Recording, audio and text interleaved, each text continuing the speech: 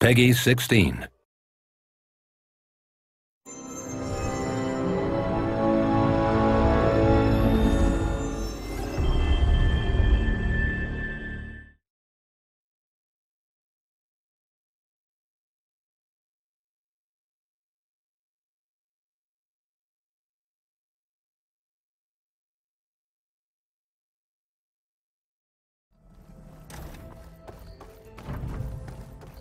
Welcome back, Aloy. I see you have obtained Omega clearance. Aloy, I know your experience in Thebes was unsettling, but we have a new problem. Did something go wrong with Beta and the rig? Will we be able to transport you to Gemini? The rig is complete. The problem is Hephaestus itself. It has accelerated its proliferation throughout the Cauldron network, increasing its power. But with your sub-functions restored, we can still succeed, right? Correct. But the net effect is that absorbing Hephaestus will take longer than previously calculated. How long? Even with Omega clearance, my current estimate is that the merge will take 35 hours. And each hour increases the risk of detection by the Zeniths.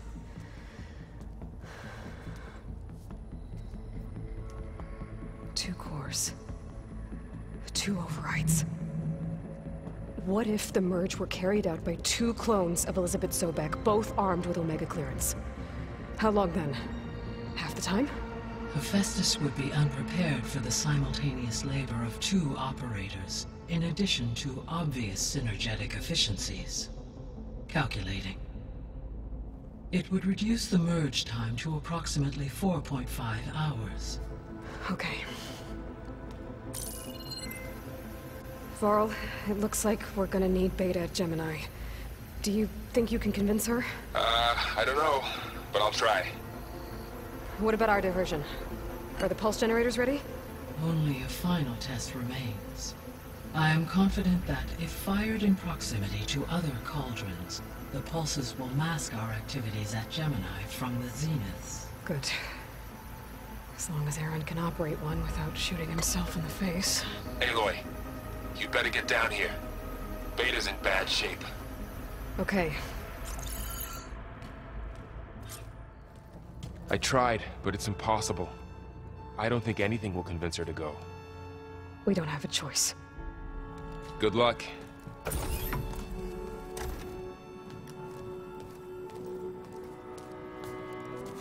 Beta, you have to come with us. It's the only way. It's one mission. The most important one. We need you. Tell me why you won't go. What if they take me back? Alone, in a cell again. Their slave. Forever.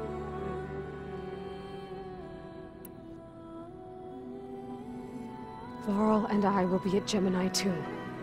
I'll protect you. As soon as we get Hephaestus, we'll come straight back here. The Zeniths aren't going to find us. You don't have to be afraid. No! You can't protect me. Nothing can protect me from them. I told you from the beginning we'll never beat them. It's hopeless. Beta. Leave me alone! You don't understand!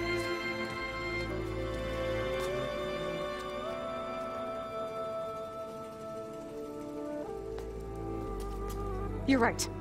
I don't understand. We have the same genes, the same mind, the same heart.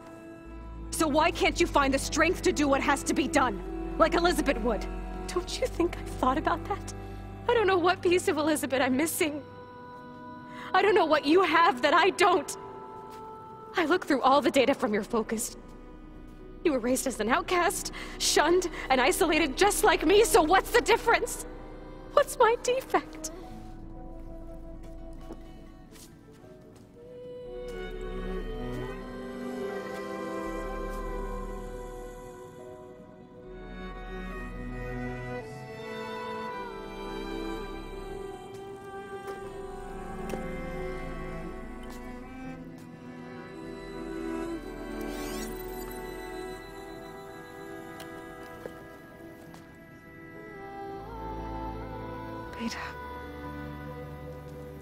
You don't have a defect.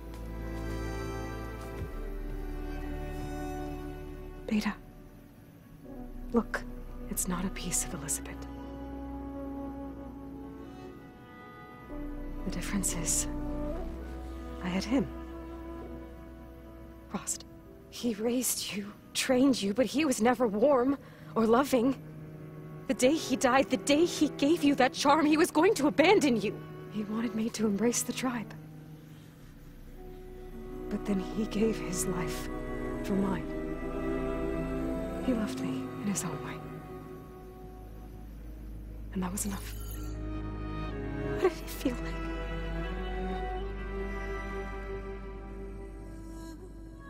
It was like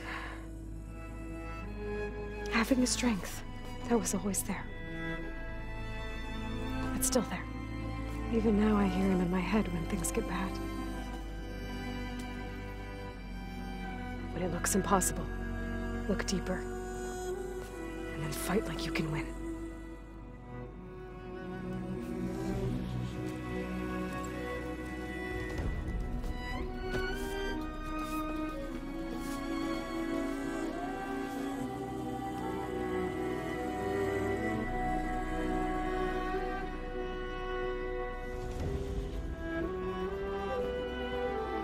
You don't have to go on the mission. We'll find another way.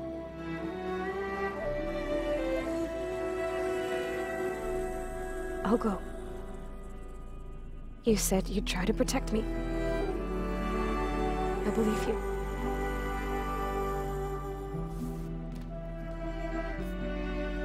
But you have to promise me one thing. Yes, of course. If it goes bad, if the Zeniths find us, I don't want to be their slave again. Do you understand? Okay. Promise? I promise. I could use as much time as you can give me to study up on the merge, to make it as efficient as possible.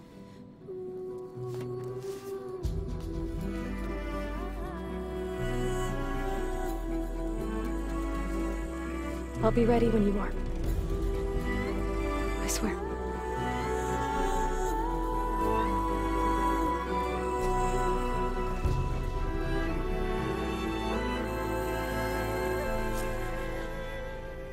Aloy, whenever you are ready, come speak to me and I'll ask the others to make final preparations for the mission.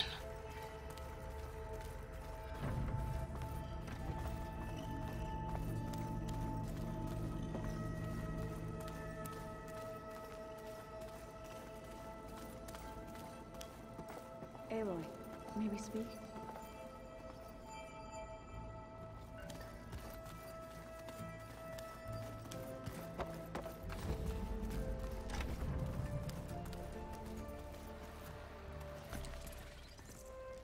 Aloy! Right to work, I see. There's just so much. I mean, we knew of artificial beings that served the ancestors, but Gaia? Oh, she's amazing! And you, a true reincarnation of an ancestor. Genetically speaking, of course, not like the, late CO. And there's more ancestors out there, returned from beyond the stars. Of course, they're trying to kill us, which is not great. And Eric Visser is with them, which is disturbing. And then there's Hephaestus, and... Okay. How about we take it one step at a time? You're right. I also owe you an explanation for everything that happened at Landfall. I imagine you don't know anyone here that well yet, but they're a good group. It's funny because one of your friends is, well, another you. Not that you are the same person at all. I mean, you are, as in, you're both genetically Elizabeth Sobek, but even so, you're different. We grew up very differently.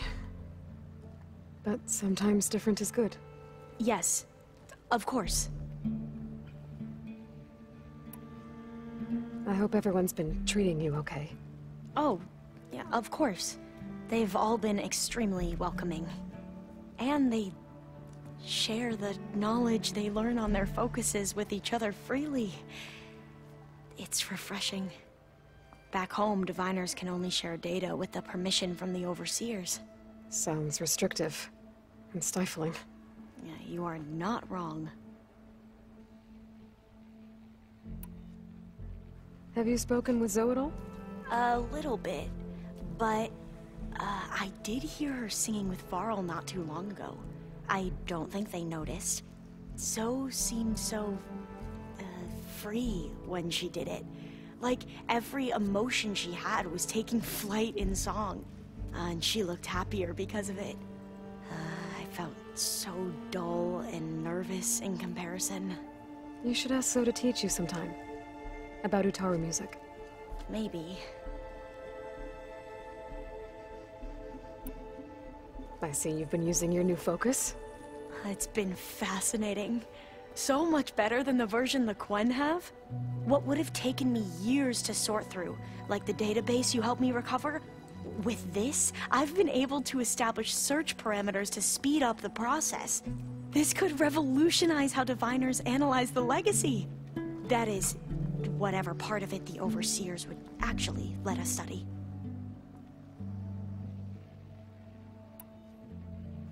You wanted data, you'll find lots of it here. A diviner has never had this sort of unsupervised access to archives such as this. And knowing you, I suspect there is much that would normally be forbidden held within them. But I was sent here to help you. I would be remiss to ignore any truth laid before me. Maybe it'll help the Quen find their way back to the path of truth.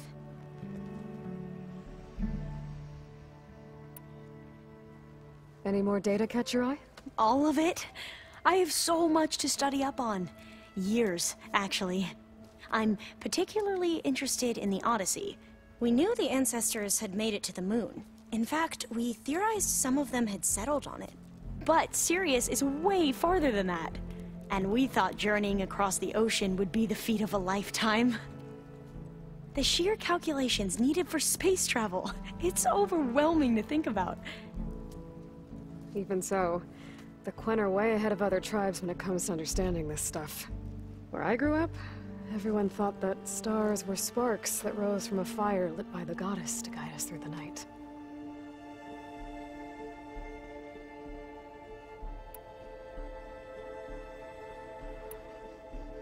Back at the greenhouse, you spoke of knowledge forbidden to your people. Diviners are meant to seek out the truth in the legacy. And many Imperials sponsor them in the hopes they'll find something the Empire can put to use, thus gaining favor with the Emperor.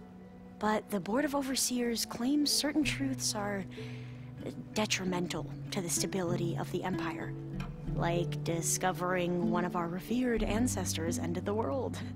That is why diviners are only allowed to access segments of the legacy. Only Overseers can view it all. It ensures that any heretical data can be contained and retrieved before it can spread. What happens to diviners who break the rules? I never had the courage to ask. You said you owed me an explanation for what happened in Thebes. I'm listening. Right. I'll start at the beginning with the CO. He was an Imperial, the Emperor's nephew, in fact. As such, he sponsored many diviners to search the legacy for anything that might help the tribe, and himself. He took a special interest in anything related to Ted Faro, whom we consider the greatest of the ancestors. Ted Faro, revered ancestor. That's tough to take. I know better now, of course. Anyway, the diviners discovered that Faro spent a great deal of time in San Francisco. In fact, many of the most important ancestors did. So the Emperor's nephew convinced him that an expedition across the ocean might solve our most pressing problems. If only we could find the right data in this fabled city. Perhaps we could roll back the floods and storms that threatened our people. The Emperor declared that all the tribe's resources be poured into this endeavor. Dozens of ships were built, Scouting missions were dispatched, and the Emperor's nephew was named Sio, one who wields the legacy for the good of the Empire, the living embodiment of Ted Faro, a renewer. It may seem strange now, but for a time, he carried all of our hopes. We really believed he would save us. We had no idea just how perilous the journey would be.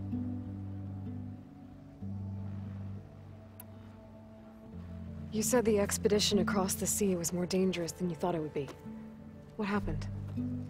We lost most of our ships to hurricanes, and scores of soldiers perished to hunger and disease. And that was before we even hit the coast. Once we landed, machines ripped our patrols apart, and we struggled to replenish our rations. There were bright spots, to be sure. We found Thebes and the greenhouse, but nothing improved the CEO's mood as his dreams of saving the tribe were slowly dashed.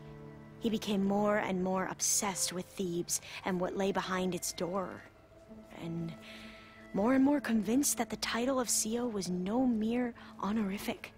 You heard him, spouting nonsense about Pharaoh's essence and some kind of becoming. We knew these weren't the words of a sane man, but he was quick to put any who spoke out in front of a firing squad. What a great guy. The Quen are wrong about many things when it comes to the legacy. I can see that now. But what the CO became was a complete perversion of what principled diviners stand for. The pursuit of truth. I'm sorry you had to endure his madness. I'm just glad it's over. For everyone.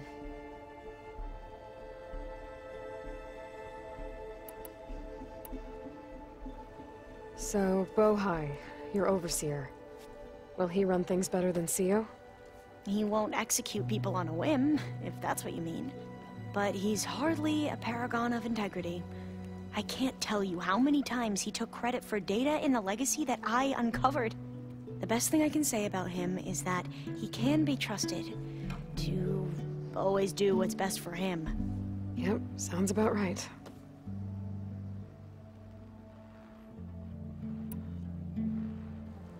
The ancestors, is that what your people call the old ones? Yes and no. The ancestors are the greatest of the old ones. Those whose legacy taught us agriculture, medicine, warfare, leadership, and patronage of the science and arts. The CEO called Elizabeth Sobek an assistant. What's that about? Right. Well, any old one who has made minor contributions or worked extensively under one of the ancestors is called an assistant. That's how we thought of Sobek, until we met you. Our limited access to data past the late 2040s has obviously misinformed our view of the past.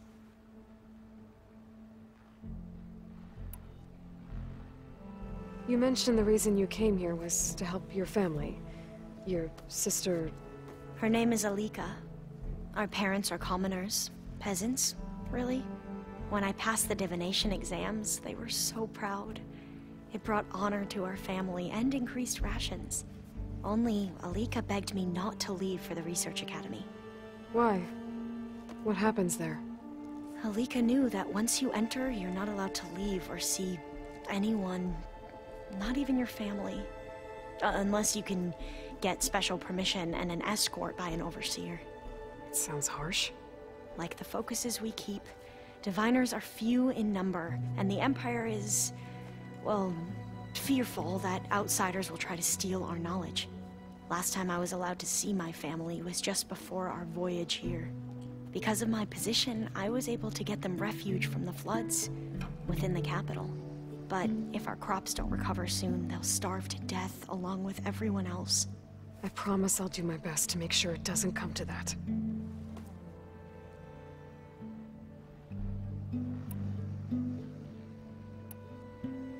You mentioned Eric Visser. How do you know about him? The Zenith who tried to kill you? He is known to the Quen as the Protector. Combing through data related to his work led us to breakthroughs related to weapons and military tactics. Knowledge our rulers used to conquer and expand, to become the empire we are today. That's why he's one of our most revered ancestors. But based on your encounter with him, it appears he's even more ruthless than we ever imagined. Yet another distorted interpretation in the legacy.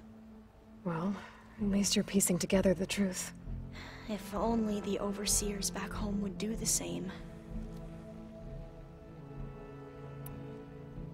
You mentioned there was something you needed help with? Yes. So, as I was sifting through data from the greenhouse, I found references to an old world system back in the Great Delta. It's called Leviathan. My people discovered it decades ago. A sprawling network of river gates and a labyrinth of underground tunnels. The legacy revealed that the old ones used it to control flooding. But we've never gotten it to work. The whole thing is shut down. But the data from the greenhouse mentions the research facility where Leviathan was created. It's in San Francisco. Another Pharaoh facility? No. Leviathan was a project by Eileen Sasaki, another ancestor. So the legacy tells us, anyway, if we can acquire that data, we might be able to fix the system back in the Great Delta. Every year, my sister gets terrified when the long rains begin. With Leviathan, maybe she won't have to be. Okay. So, where in San Francisco is this facility? That's the thing. The data doesn't say where, exactly. But one of our diviners has been exploring the ruins. He might know. Would you come with me? I have a feeling that wherever this facility is, well, you're much better at fighting machines than I am. Of course. I'll let you know when I'm in landfall. Thank you, Aloy. I should go. Of course. Before you do, is everything all right? It sounded like there was an issue with Beta and the mission. Not anymore. We just needed to talk some things through. To understand one another is to embrace truth. And, like I said, I'll let you know when I'm in landfall. We'll find the data you're after. I appreciate it.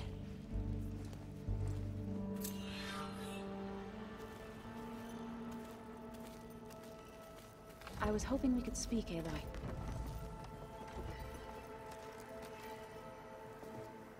Hey, we'll be going after Hephaestus soon. You good with the plan? I've already got the location of my assigned cauldron. Good. I heard you and Beta had a talk. News travels fast. It wasn't exactly a quiet conversation. There were just things that needed to be said. A healthy crop to those who clear the weeds between them, as the Utaru say. Oh, I also wanted to give you this. For helping with the land gods. Plainsong is in your debt. Thank you, Zoe. You deserve much more for all you've done.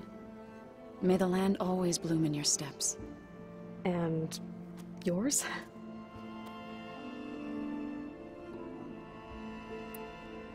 How'd it go with the chorus after we fixed the land gods?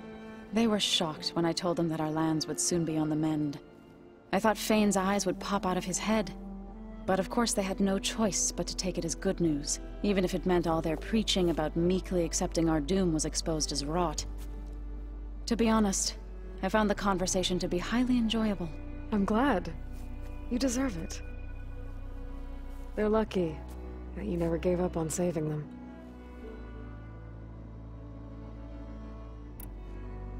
You look like you have something on your mind. We're going to war soon.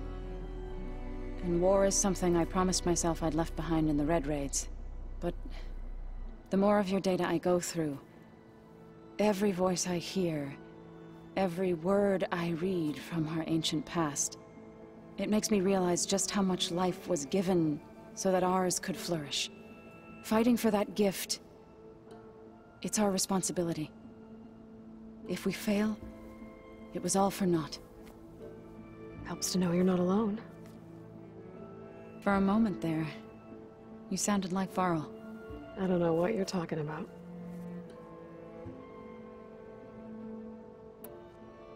What else have you been up to? I've been studying Gaia's seedlings, the subfunctions. I wanted to understand why one of them would do what they did to Fa. Imagine my surprise when I looked into this Hephaestus and found out it helped create all machines, our land gods included. In a way, the Utaru owe Hephaestus our whole way of life, as well as our current troubles. That's why we have to make Gaia whole again.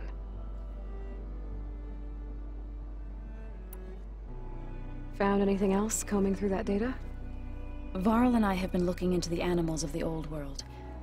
Apparently there used to be thousands more species roaming around than there are today. Can you imagine that? I'd give anything to see them, even as holograms. Though I know that without Artemis or Apollo, that may prove difficult.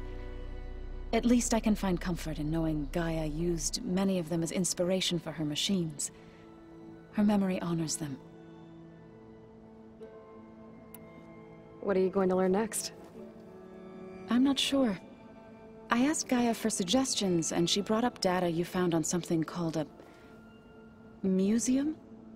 From what I gather, the old ones would store knowledge in them for all to see and learn from, like you've done here for us. Maybe one day more people will be able to use this place to learn the way we have. That sounds crowded, but nice.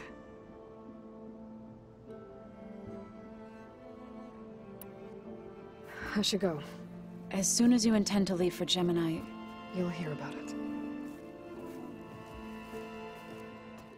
Hello, Aloy. Hey, Gaia. So, me and Beta, I guess you heard what happened. Yes.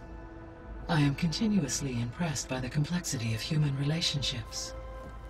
Despite the unpleasant circumstances that led to your quarrel, I am pleased to see you have both found an agreeable resolution. Well, two heads are better than one, right? Yes, I believe so. Are you ready to depart for Cauldron Gemini? Or we can continue our conversation, if you like.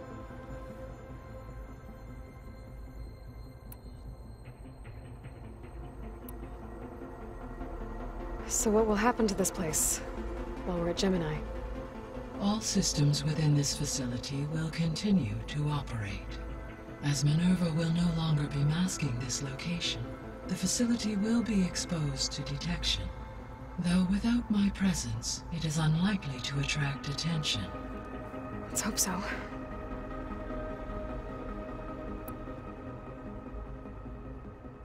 Gaia? What was Elizabeth like? Her presence is interwoven with my memories. The moment I came online, she was there. We exchanged greetings, names, then set to our task. It was the first of many conversations. I enjoyed being in her company, listening to her stories. She was my creator, my guide. Your friend. Yes. When I reviewed the data on your focus, I was saddened to learn of her fate, though I am glad she made it home.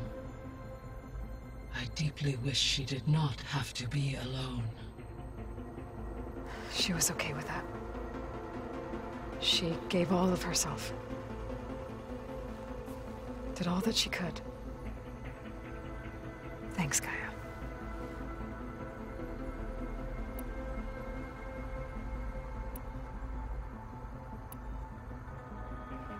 So, about Beta.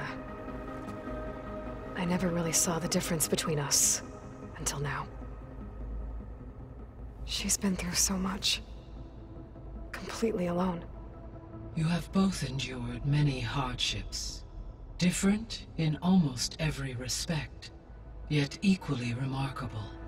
I like to think of you as two miracles, born of Elizabeth Sobek. 3, then. Let's not forget about you, Gaia.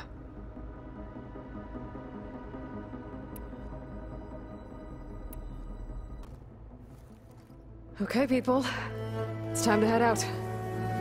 I'll get everyone together.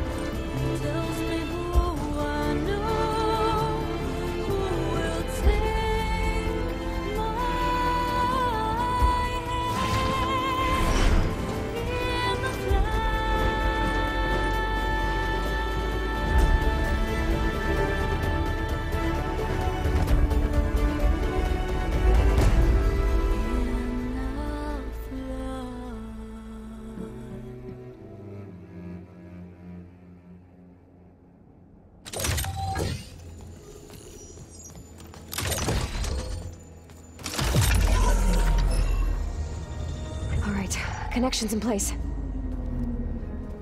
Booting up. Beta, Aloy. I am fully installed on this core and ready to connect to the Cauldron network. It's good to hear your voice.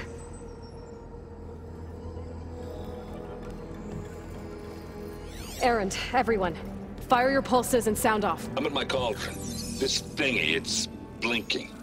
Did I do it right? In position at my cauldron. My pulse generator is blinking also. That means they're working. I'm in position, and mine is too. Mine as well. Okay. Radio silence until I give the all clear. Signing off.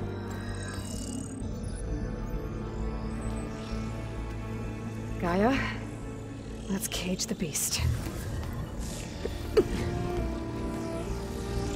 Connecting to the Cauldron network now. Elizabeth Sobek, Alpha Prime, activating Omega clearance.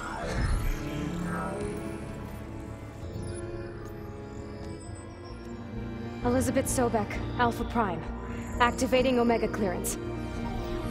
Clearance confirmed. Initiating containment sequence. Critical threat detected. Invalid escape containment. Applying countermeasures. Lock it down! Terminating external connections. It's working. It's got nowhere to go. Capture imminent. Initiate contingency 13F. Wait, what's that? Malware detected. Attempting to compensate.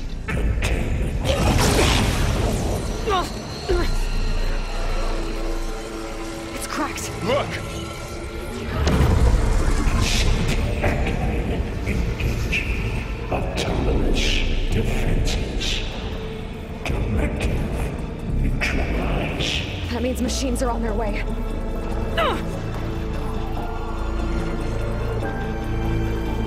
Get ready! Here they come!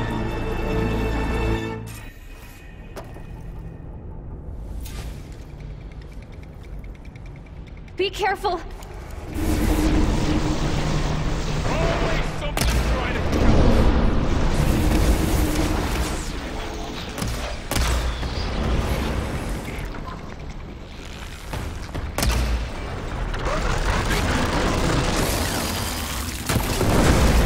Should be easier for us now.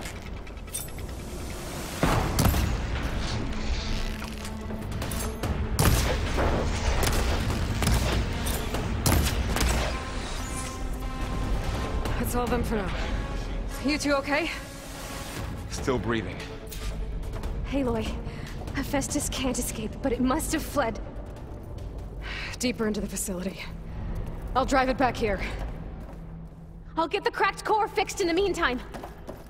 Keep her safe, Varl.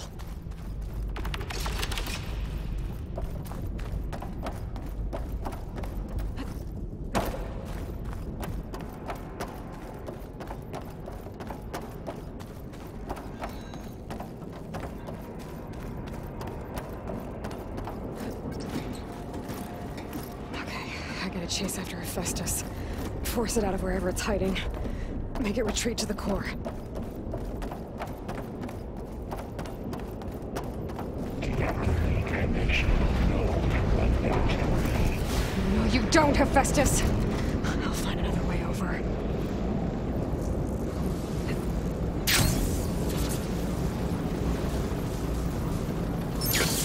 Aloy, I'm patched into your focus suit. You should know there's a huge power draw coming from the next chamber. Thanks for the heads up. I'm almost there. It's some kind of production chamber. Festus is up to something, all right? What kind of machine is it trying to build? I don't know, but I'm gonna shut it down. I bet those metal carriers will lead me to where it's getting materials from. I bet that's where Festus is hiding, too.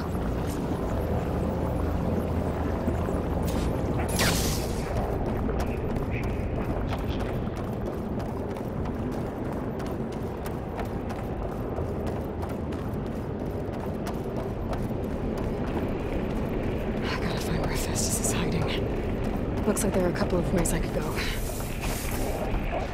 Defenses to materials bay. Well, that doesn't sound good.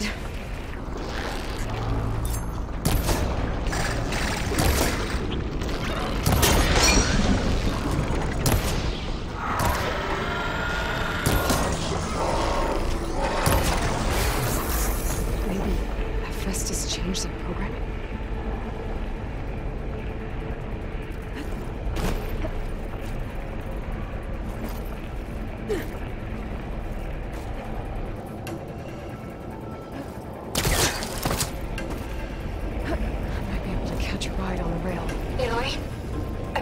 To rewire most of the components in the core, but the energy processor's cracked. Without a way to fabricate another, How to drive Hephaestus out of here? There should be a node you can override, near the central terminal. Thanks. I should deal with these machines first. From materials well 403.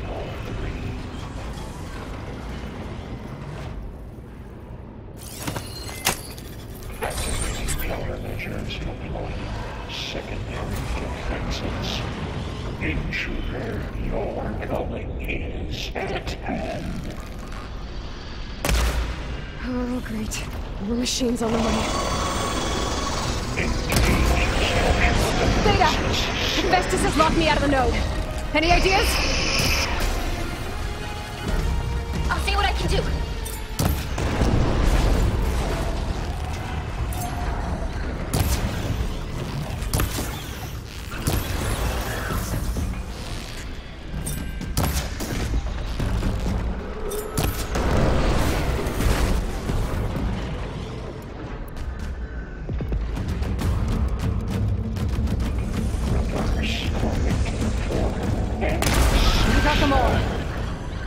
I tapped into the core's network hub. I managed to disrupt Hephaestus' control of the node. You should be able to override it now. Nice. Thanks.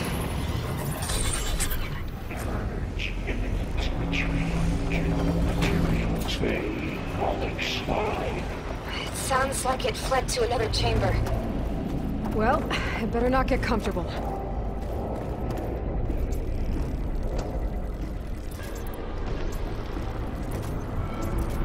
Energy containment vein safe slowly. Great. Hephaestus covered the floor with lightning. I gotta find a way over it. Aloy! More machines keep coming! Please tell me you're getting close! I'm working on it. I've been smashing through a lot of machines on my side, too. I guess Aaron's missing out! Anyway, I'm making progress on the bypass, but I need something to hold the cycling module together. Maybe a ligament from one of the machine carcasses? Right. Or some luminous braiding. And you could reinforce it with a conversion cylinder. For increased connectivity! I think we can do this, Aloy. Huh?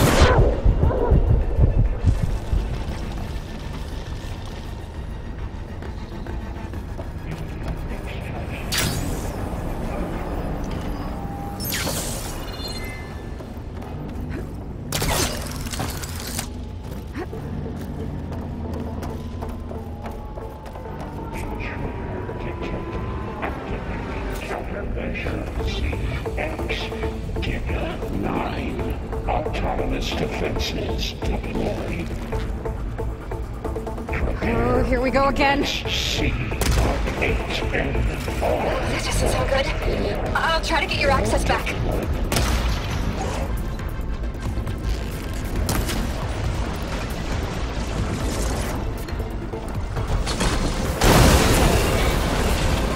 And there. Node access restored.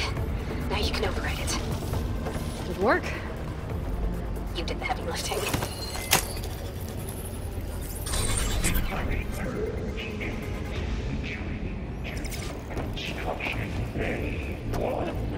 Okay. This is running out of places to hide. Aloy? I just registered a huge energy surge back in the production chamber. Something big is happening. Here too. Everything's glowing. The machine Hephaestus was building. It must have finished it. It's powerful. Whatever it is. I'm almost done with the core repairs. Should we come to you? Maybe I could distract the machine if... No. Just stay where you are, I should scan it first. This thing's on its legs at the moment. I think it's charging up.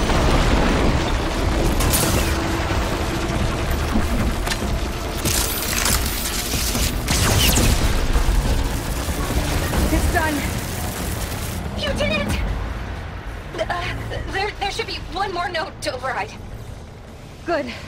Stand by. I'm sending Hephaestus back to you.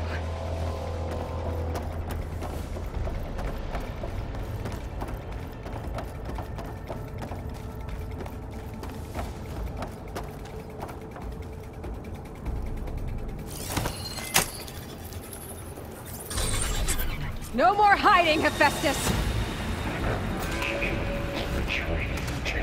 Facility core. Got it! Hephaestus is back in the core! Make sure it stays there. I'm heading back. And then we can start the merge. Because of you, Beta.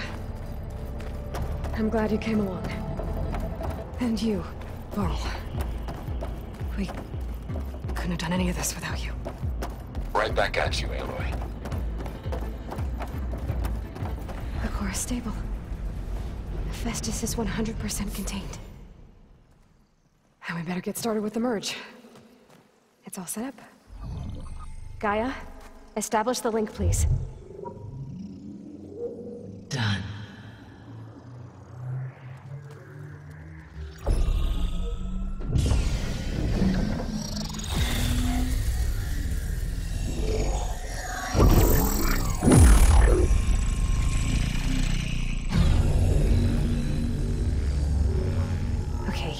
To complete the merge, we need to excise Hephaestus' malicious code.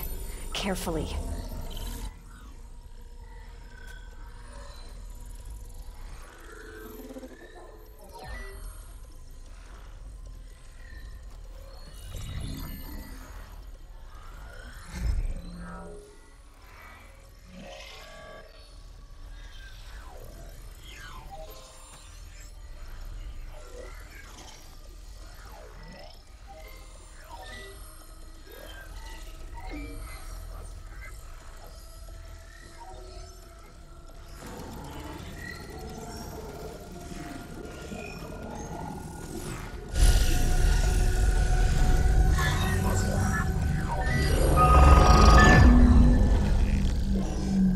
Aloy, look!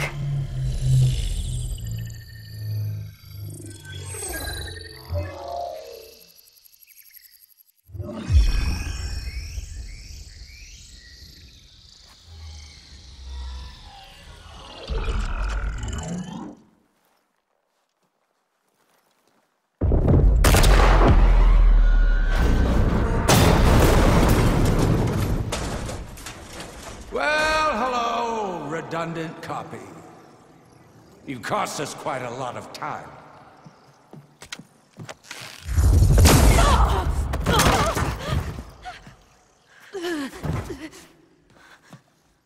Eric, get Beta. And squash that bug while you're at it.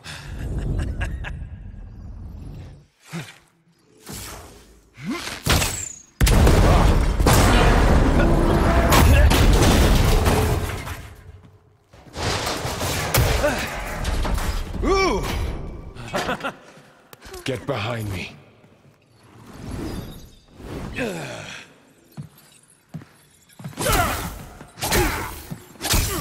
Come on! Quit screwing around. Now we're having fun, right?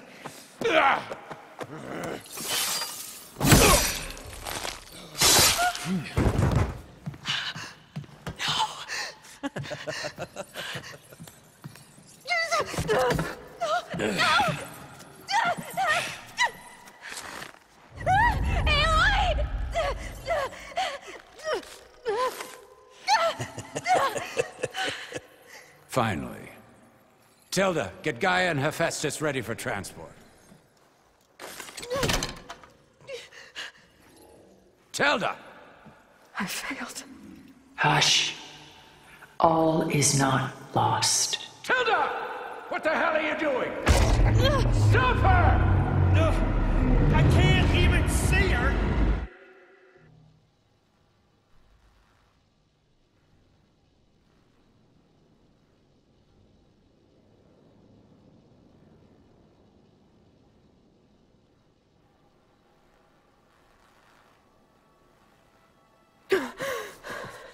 Beta.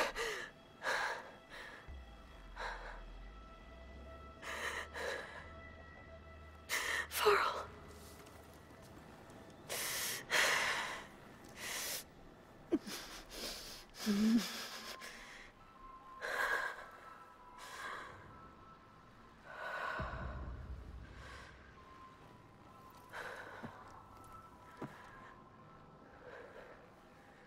Where am I?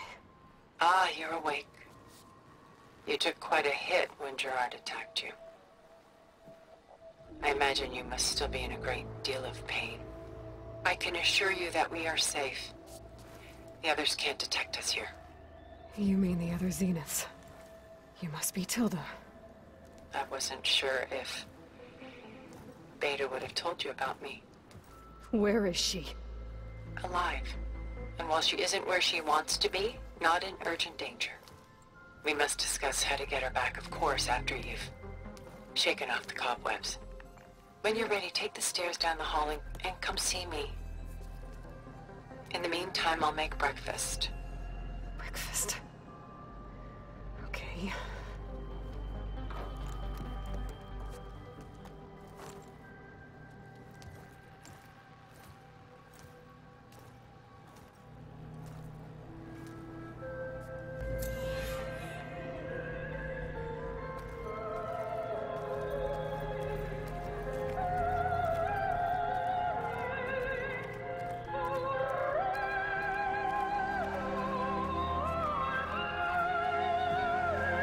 What is this?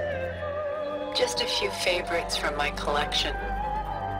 Rescued and stored here just before I went off-world. Take a look, if you like. I'm curious to hear your impressions. My friend is dead. Beta and Gaia are gone, and you want me to look at old paintings? Don't be so quick to dismiss the comfort we can find in art, or the insight we might gain.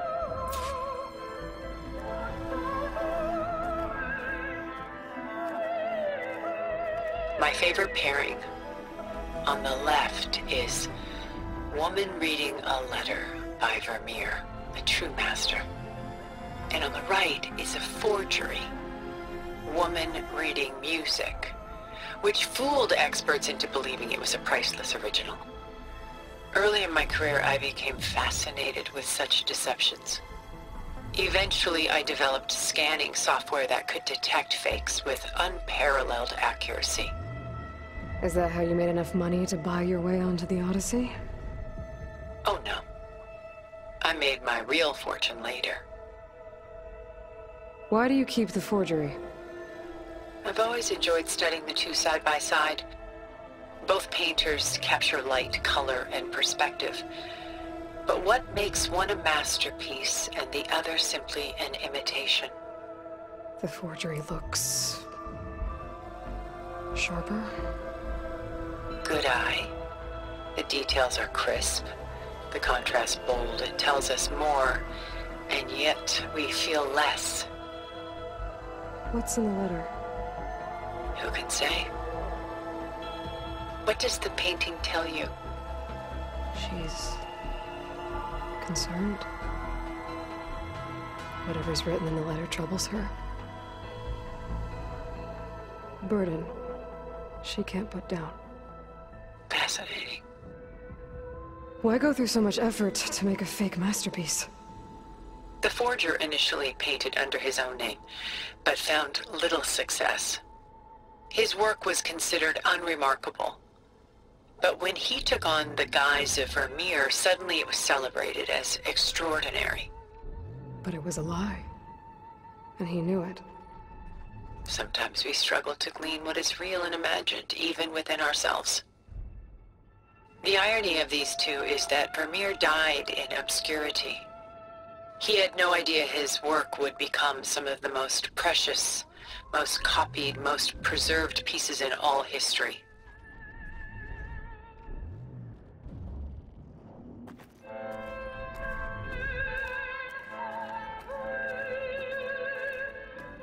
Selene and Endymion.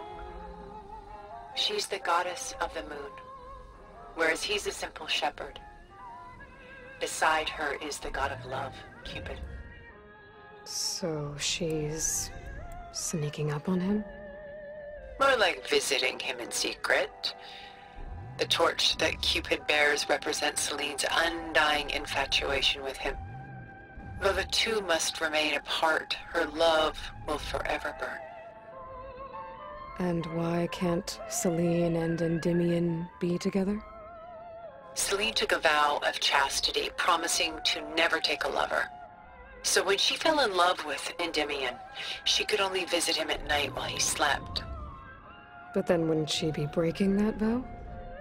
Think of it as a forbidden love. Though circumstance keeps them apart, still they find a way to come together, however briefly. Aren't Selene and Endymion cold? Perhaps we should move on to another piece. Shall we move on?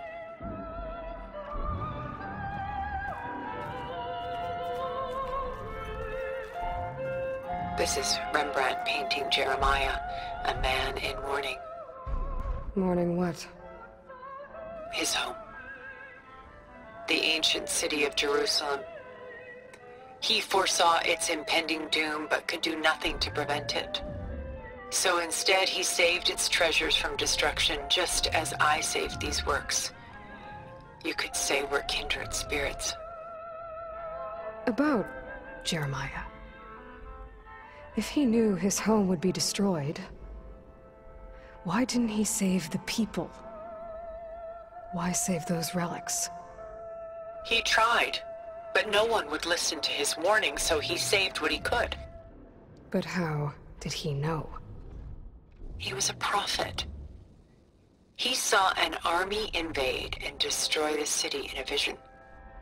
So it's more like he calculated which side would win a battle. What matters is that he was right in the end. If not for him, all those wonders would have been lost forever. At least this way, some part of his world survived. You know what I like the most about this piece? Even though he's the sole survivor, his home in ruins, left with only the remnants of his world. The light keeps the shadows at bay. There's still hope. Precisely. Take as long as you like.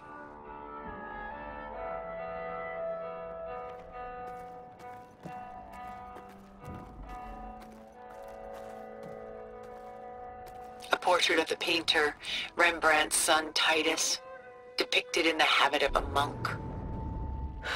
I don't get it. Why would someone like you, with infinite resources, care about this painting of... a boy in a hood? It's not the image itself, but the feeling it conveys.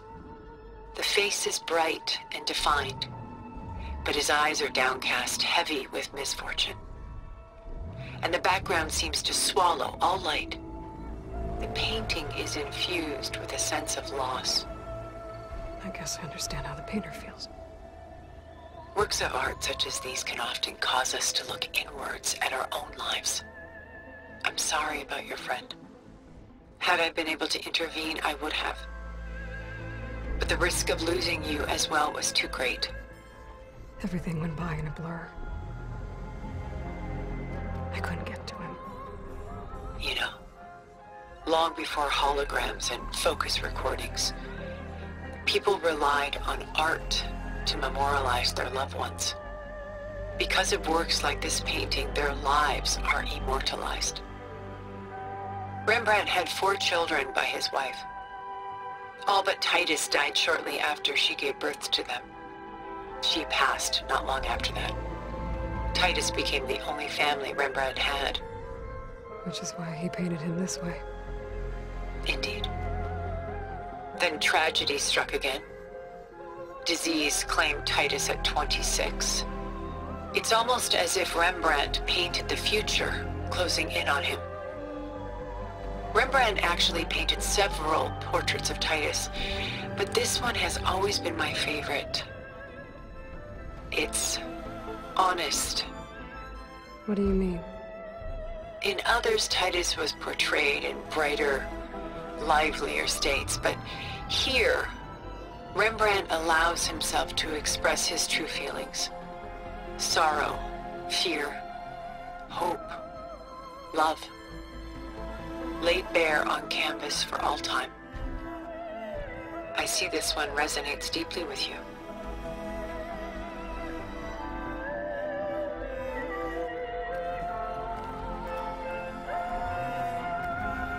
Rembrandt's The Night Watch, by far the most famous painting my homeland ever produced. It was commissioned to honor a militia made up of influential citizens. I guess you must have been an influential citizen. In my day. But not as influential as you've been in this new world. The militia. They look disorganized. Where others painted such scenes in a stiff and stationary manner, Rembrandt chose to show them in action, preparing to march. He wanted them to feel alive. You can almost hear the commotion. Who's the girl in the painting? She's a strange one, isn't she? Bathed in light, though no one is paying attention to her. Many believe she's a symbol of the militia. A physical manifestation of their spirit, if you will. But she's not real? What's real in a painting? She's meant to represent the militia's virtue and victory. But I like to think they underestimate her. She looks as if she's seen something. What does she know? What secrets does she keep? There's so much detail to take in, isn't there?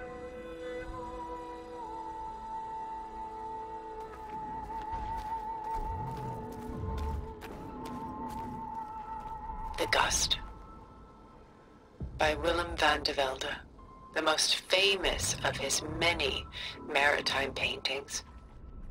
A ship crossing into the unknown. I guess you're familiar with that. Indeed, which is why I appreciate this composition in particular. Though waves and wind threaten to destroy the ship, it perseveres, clinging to the light even as darkness closes in all around it. Where is the ship going? To a faraway land, most likely. My ancestors used ships like these to explore the world, sometimes at great cost. What were they looking for? Anything of value. They were traders willing to face unknown dangers to make their fortunes. But no matter how far they went, they always turned their sails home. So this Van de Velde only painted ships? It was his specialty. Following in the footsteps of his father, Willem the Elder.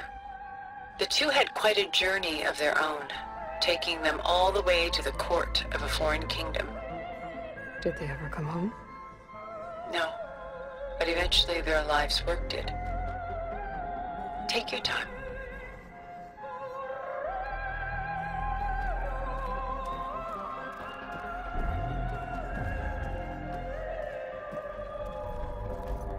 Stunning, isn't it? Paintings were the only masterpieces of my people's golden age. This is Von Vianen's lidded ewer, molded from a single sheet of silver.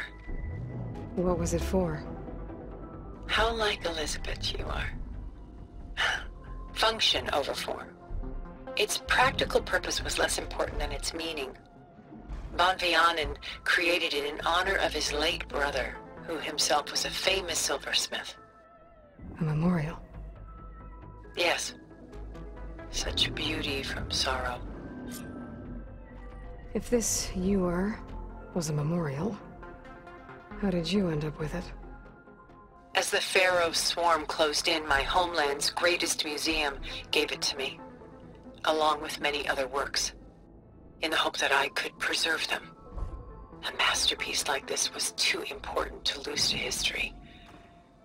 I even considered bringing it with me off-world to ensure its safety. Why didn't you? I took a calculated risk. This vault seemed more secure than the unknowns of space. Besides, I thought someday I might return.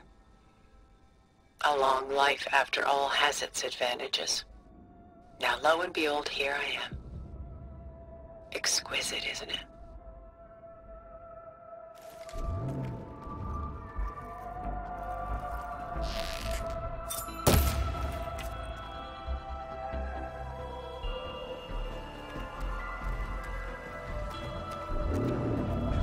She's pulling out her own hair. Out of madness, out of grief. It's hard to watch her suffer. I should move on.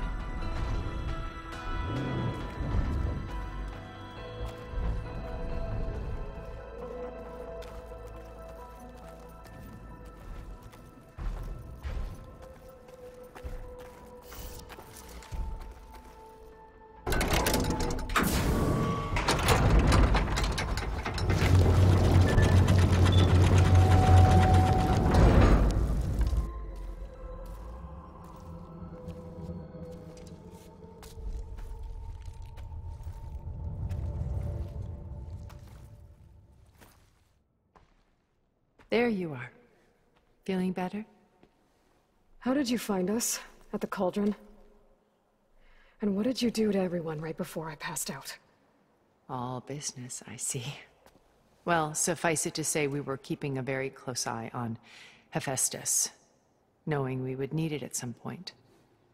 Your ruse didn't fool us, and as for my little trick, it was an overload of the senses, accompanied by an energy discharge. Gerard and Eric were only momentarily disoriented due to their shields, but it rendered you unconscious while I got you out. Perhaps some breakfast might steady you a bit?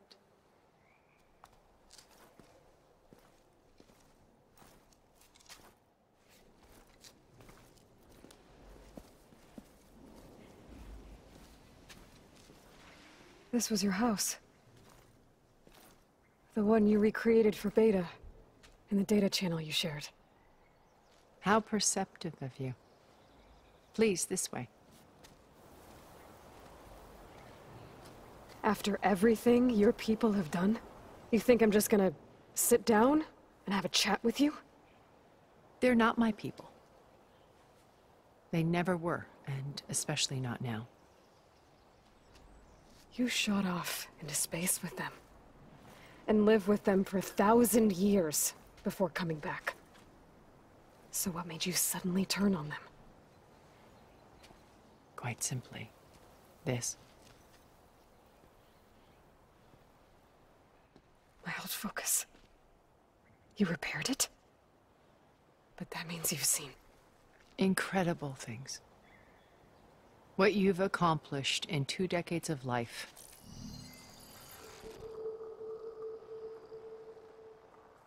A 1,000 years at my back and I haven't even come close.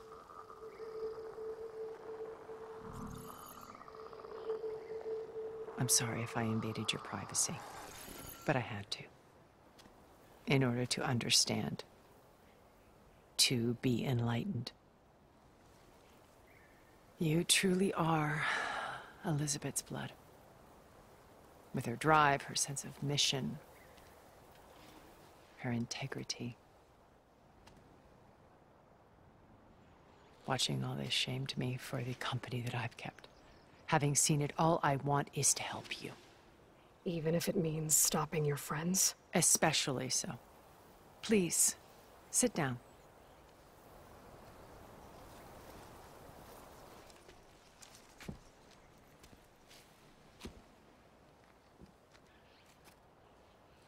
There. That's better.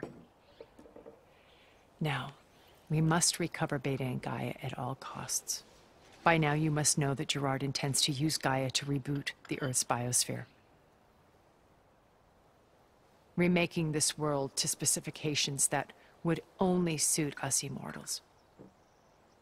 This process will kill every living thing on the planet.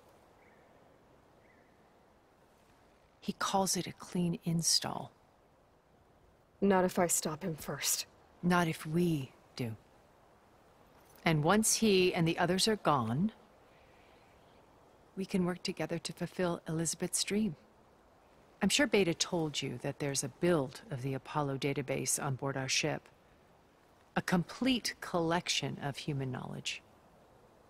With that and Gaia, we could do everything Elizabeth wanted. Heal the biosphere, educate the people of this world, uplift them. Create the world she imagined. Let's not get ahead of ourselves. From what I've seen, your friends are invincible. I do wish you would stop calling them my friends. And they're not invincible. In fact, a friend of yours has found a way to defeat them. Silence. Oh, he's been a busy bee, building an army powerful enough to crash through Gerard's precious base. Regala and her rebels. Even now she's preparing a final march on the Tenakth capital. When she wins, she'll have the entire tribe under her control. Hundreds of warriors and machines to throw at the base. She's been duped. They'll all perish, of course. But it should be enough to break Gerard's defenses and allow Silence to kill him. Along with all the others. Using the new weapon he's developed. Yes, he's found a way to circumvent our shields. Truly an exceptional man. He's planned for everything. Except you and me. You see, while his army is battering down Gerard's doors, you and I will sneak in through a back way. One that only I know about. While Silence and my friends are busy battling each other, we'll take back Beta and Gaia. I told you I want to help you. I mean it.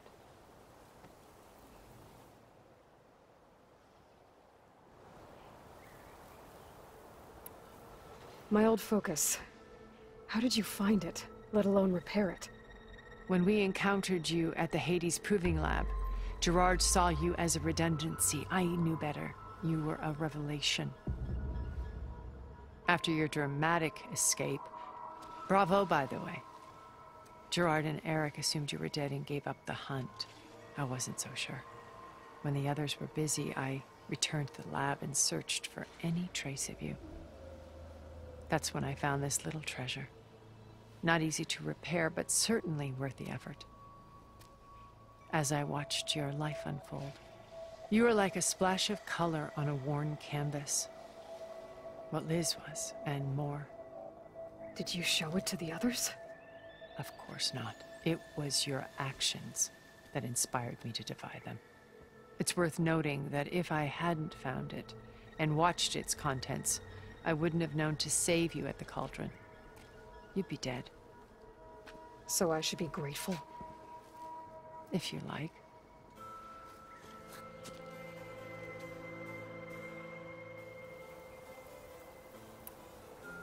So you know all about me. What about you? What would you like to know? Well, start with your life on Earth. When I was 8, terrorists flooded my home city. Thousands drowned, my parents included. I was one of the few who survived. My guardian sent me to boarding school. Among my peers, I was the strange girl, the orphan to be avoided. All because of circumstances beyond my control. Oh. So we're a lot alike, huh? Aren't we? You were an outcast. But you didn't let that stop you from getting what you needed. Neither did I. I climbed my way out of desolation and used my wits to build a fortune. First from the technical analysis of art and the detection of forgeries. Profitable expertise in those days. But as it turned out, the software I developed was even more useful for counterintelligence. From there, it was only a short step to gathering extremely valuable intelligence on my own. You were a spy? More like a service one could turn to for information. I had to remain anonymous, of course, to protect my privacy. But despite that anonymity, Far Zenith inevitably sought me out. What happened when Far Zenith approached you? They painted an irresistible vision of humanity's future. One where we need not fear illness or death, where we explored the furthest reaches of the stars and thrived. It was only later that I realized that they only intended to bequeath this future to the rich and powerful. By the time I finally figured it out, the walls were closing in, Pharaoh's machines were devouring the Earth. So I accepted Far Zenith's invitation to a berth on the Odyssey. I wanted Liz to come, but she had nobler plans, as you well know.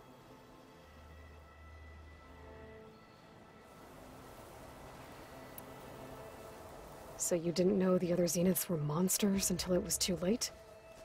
I knew some of them were, certainly. It wasn't until we were off-planet that I understood the true scope of their greed. I was grateful to simply be alive, but the others became obsessed with a kind of effortless immortality. They built a colony where machines serviced their every need, where any memory or fantasy could be endlessly savored in virtual reality. It wasn't life. It was stultifying, a pampered dream state. As the decades passed, I withdrew more and more, alone yet again, but this time with eons to consider my mistakes. Now finally, having met you, I feel like I have a second chance. To do what? Help you, of course. To fulfill Liz's dream, which isn't so different from Far Zenith's original vision. A better future for humanity.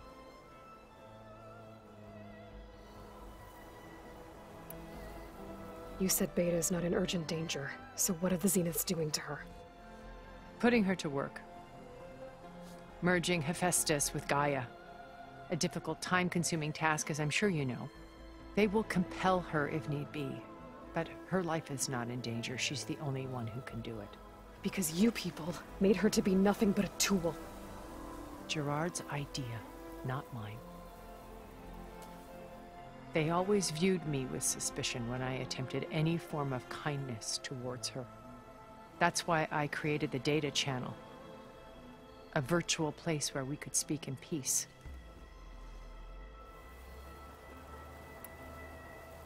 So this channel you shared with Beta, none of the other Zeniths ever found out about it?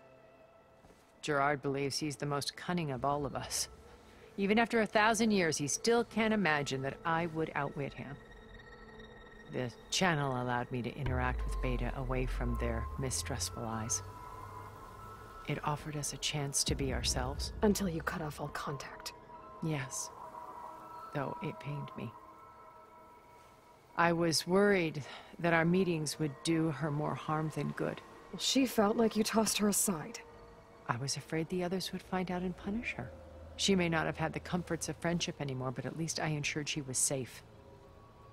I know it seems harsh, but you must believe that her well-being has always been paramount to me. Why did you make the data channel look like this place? I built this house as a shelter to weather any storm. A safe place. Not just for me, but for the art stored below. Cultural artifacts of incalculable value. Truly some of the greatest achievements of human civilization. And you wanted Beta to see them? Yes. Her upbringing was so cold and technical. I thought if she could experience Vermeer and Rembrandt, it would bring something else into her life. A heritage every bit as valuable as the scientific and technical data being drummed into her. I'm sorry I had to cut off contact, but I'll never regret sharing this house with her. She needed its shelter even more than I did. Beta told me your colony was destroyed. That you came back to Earth because you had nowhere else to go. It's true. After we reached our destination, a planet in the Sirius star system, we spent decades building a new home. The physical constraints of Earth, the boundaries of mortality, gone. To think of what we could have done with it. It might have been a utopia. Instead, we stagnated, absorbed in effortless comforts and virtual realities. It took a cataclysm to finally yank us out of our stupor. What happened? A massive geological event. We knew of instabilities in the planet core, but we underestimated them. By the time the collapse was upon us, it was too late to stop it. Only a few of us made it to the ship in time. We set course for Earth, the only safe harbor left to us. Which you decided to make unsafe for anyone else. Not me. Gerard. He believes it's better to wipe the canvas clean than work around the smudges. No more primitive tribes, no more combat machines, only a blank slate to do with as he pleases. But we will stop him. All we have to do is get into that base. What exactly is your plan to sneak into the Zenith base? We will make use of a lesson I learned from an early age. Always know your exits. In this case, a place where Gerard's new construction meets the ancient foundation, a passage that only I can access. When Silence flings his army at the base, we will enter through this back door, bypassing most of the fighting. The distraction will provide us with a window in which to rescue Beta and Gaia. Once we're inside the base, where will we find Beta and Gaia? Here in the command center. By then, Gaia will have been reunited with all of its subordinate functions, including Hephaestus. What about the alpha build of Apollo on your ship? A simple matter of recovery once the others have been dealt with. With that in hand, we'll have everything we need to make this world as it should be.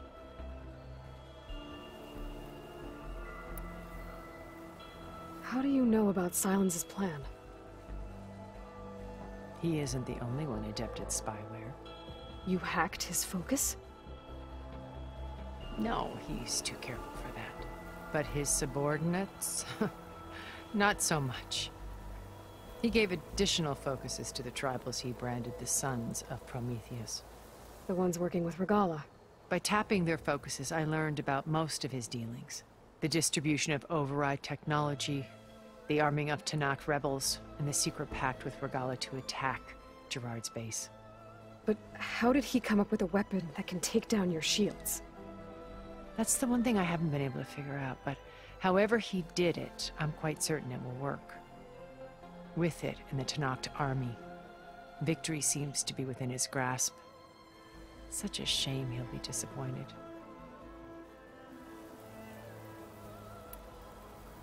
Regala's only interested in killing Hikaru and waging war on the Karja. What does she have to gain by attacking Zenith? It's the price she must pay for her war.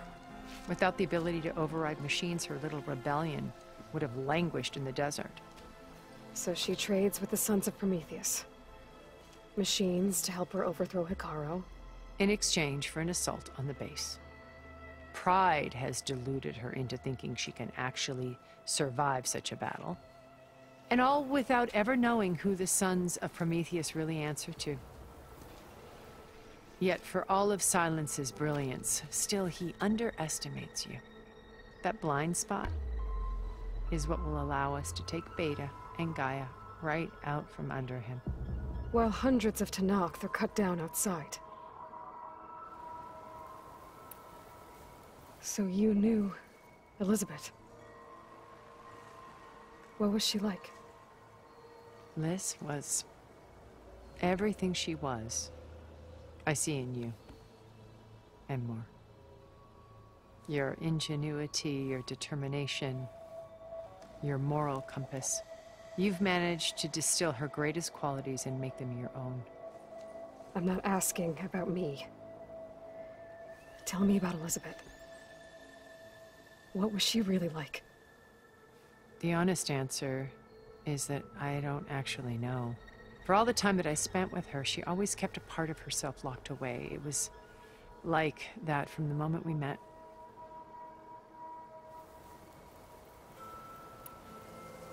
So when you met Elizabeth, she was what? Distant? Aloof? Not aloof. Not exactly. It was a summit in Paris about machine learning. A touchy subject in those days. Because regulatory authorities were just starting to clamp down on AIs. Liz gave the keynote address. She had already achieved great renown for her work in automated environmental reclamation. But in her address, she was just starting to imagine the next step.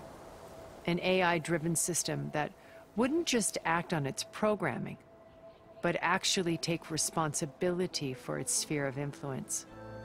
To care about life. Not just follow orders. Revolutionary stuff.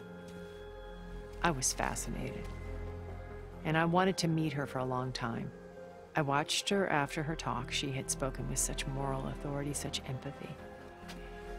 But after that, she retreated. I could tell she felt uncomfortable with all of her admirers. It was as if giving the talk had cost her something. I didn't want to be a pest, so I planned my approach carefully. So how did you finally approach Elizabeth after her talk? I picked the right moment. The morning of the next day, right as she came back to the conference, she had just had her coffee. She was fresh, rested. It was like she had braced herself for the onslaught of colleagues. I asked if I could walk with her, then put forth a question about her talk that I thought was intelligent. Her answer made me realize it wasn't, but she was very welcoming. Almost as if we were previously acquainted. It was only halfway through the conversation that I realized she knew exactly who I was. It was quite a shock to me. My business was trafficking in secrets, and I took great pains to protect my anonymity. So that was Liz, perpetually one step ahead. I came to view our meeting as a metaphor for our friendship. She always seemed to know me far better than I knew her. I guess I know the feeling.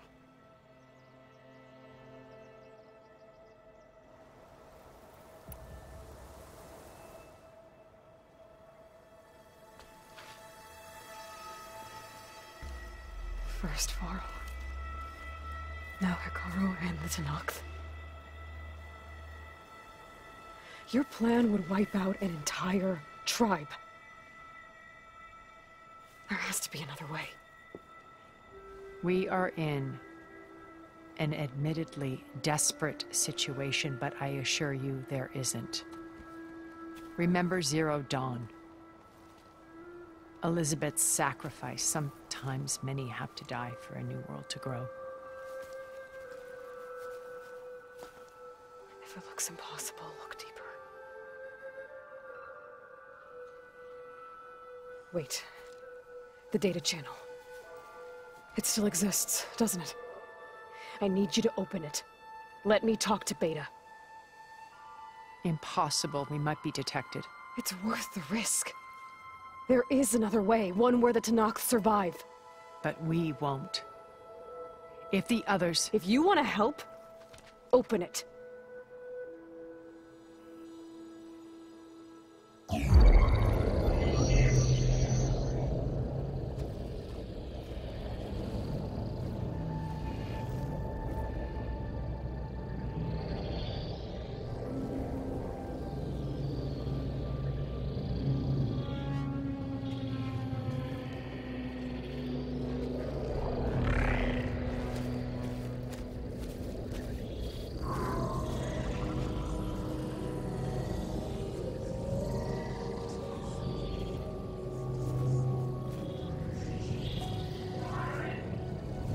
What are they doing to her? Virtual reality dissociation. The manual merge of Hephaestus will take hours upon hours of tedious micromanagement. If she resists the work, they run simulations to induce feelings of isolation and despair. Beta, can you hear me? You're alive. They're watching me. I can't hold up this extra projection for long. You should have killed me. No. No, look at me. I'm coming for you. I promise, okay? I just need you to hold out a little while longer and work on the merge.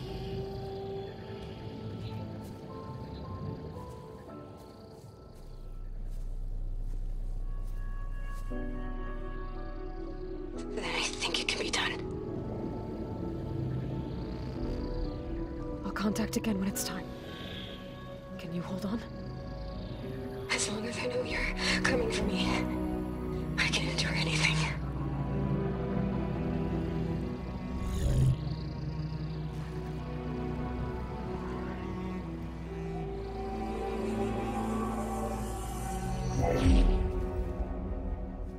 All right.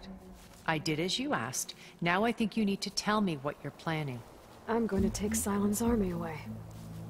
I don't need it. Only the weapon he made to penetrate your shields. And how do you propose to get it? Ask him nicely? Without Regala and her rebels, he won't have a choice. We'll be his only option. Only option for what? What did you tell her? That is between me and my sister. Will be Sylens' only option for crashing that base. I'll tell you the rest later. But first, there are a couple of things I have to do. Oh. And what are those? Lay my friend to rest. And then I'm going to use the override that Beta gave me at Gemini to put an end to Regala's rebellion. From the air. Wait. Since you insist on doing things your way, I know of something that will truly help you make a grand entrance with the Tenakth. The ancient Horus Titans still possess electromagnetic energy cells as part of their arsenal. Drop one of those on Regala's army and they'll receive quite a surprise.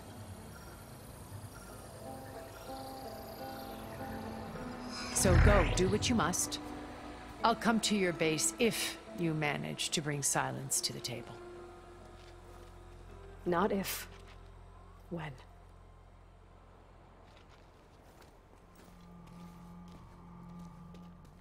I'll have to find more machine sites to get the parts I need.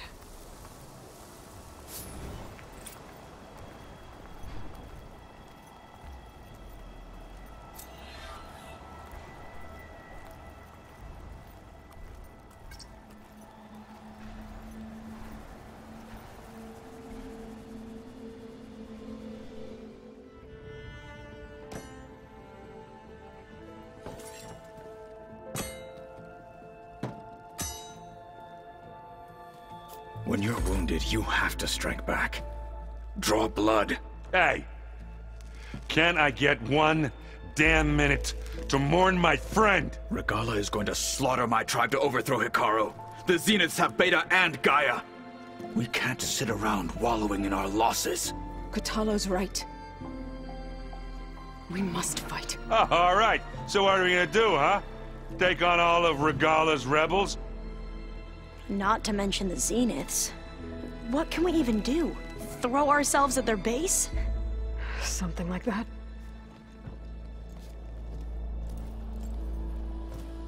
So...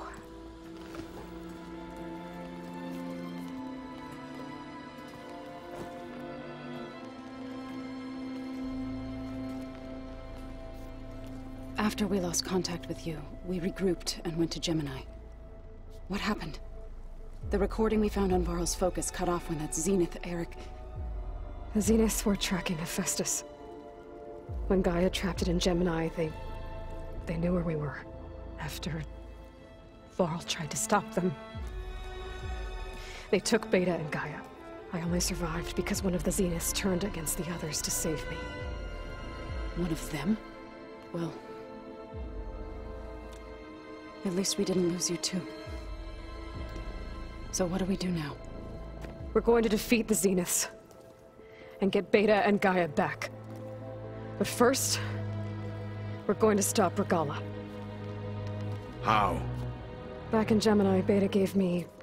a gift. There's something I need to do first to make it work, but it could put an end to the bloodshed. Word is, Regala's readying her army for an all-out assault on the Grove. I... need to be there. I know. Go. Stand with Hikaru. And keep an eye on the sky. Strike true as the 10. The rest of you, whatever preparations you need to make, upgrades, resupplies, get on it. It won't be long before we take the fight to the Zeniths. We'll be ready, Aloy. And when you're ready, meet me outside the east exit. I'd like to have a word in private.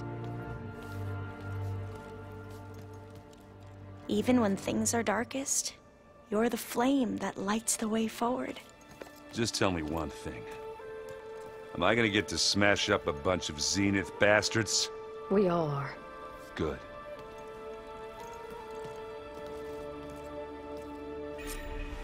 Before I do anything else, I should check on Zoe. It sounded important. I should go to my room and check out the focus I found in that rebel camp.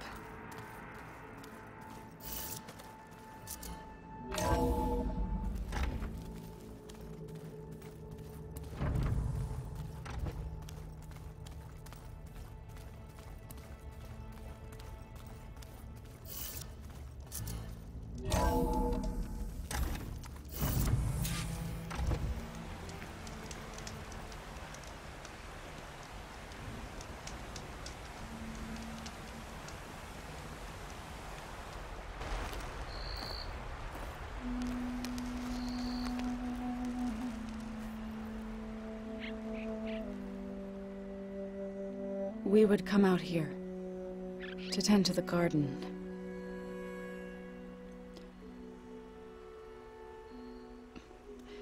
Sometimes I needed fresh air. Other times we would simply sit and watch the sunrise. So when we returned from Gemini, it seemed fitting that he be laid to rest here. Now he can always look out at Plain Song and...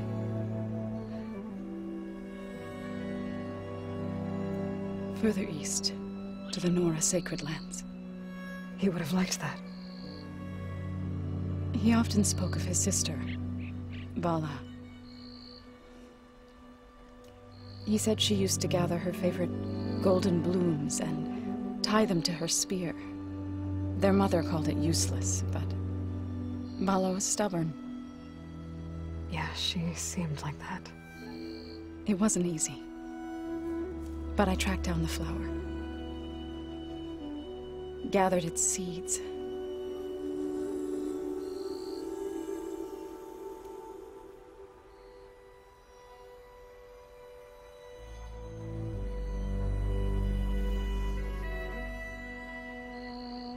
As verdant limbs wither,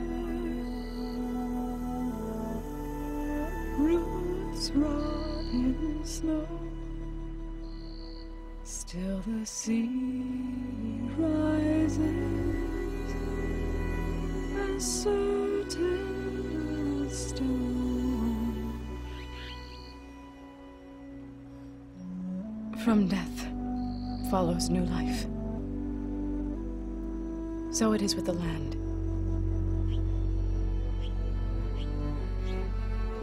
And so it is with us. I'm with child, Aloy. I was going to tell him when he got back from Gemini. Instead, one day, I'll bring our child here. We'll sit among the blooms and watch the sunrise. I never got to tell him. To thank him. For saving my life, sure, but also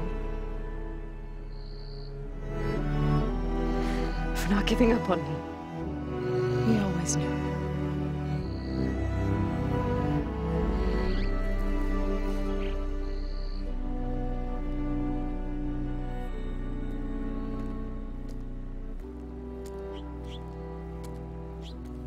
Goodbye, Varl. I promise to look after them.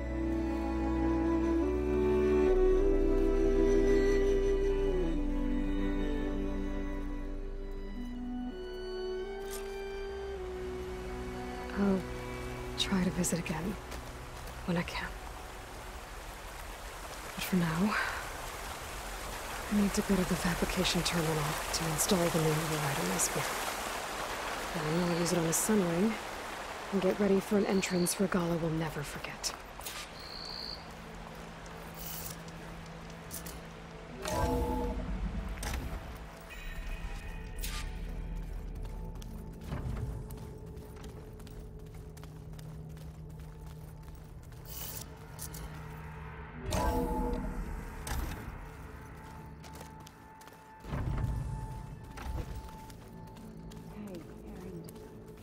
Yeah? I was thinking we could spar for a bit. When you have the time.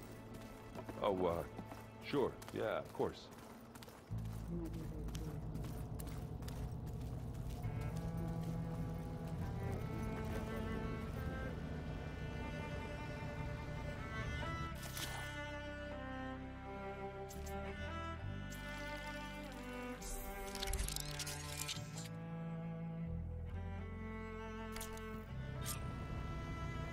Override installed.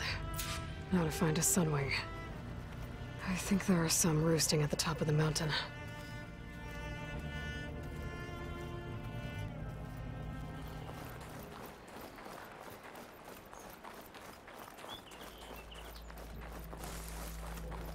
Good. There are sunwings up here. I'll have to approach them quietly.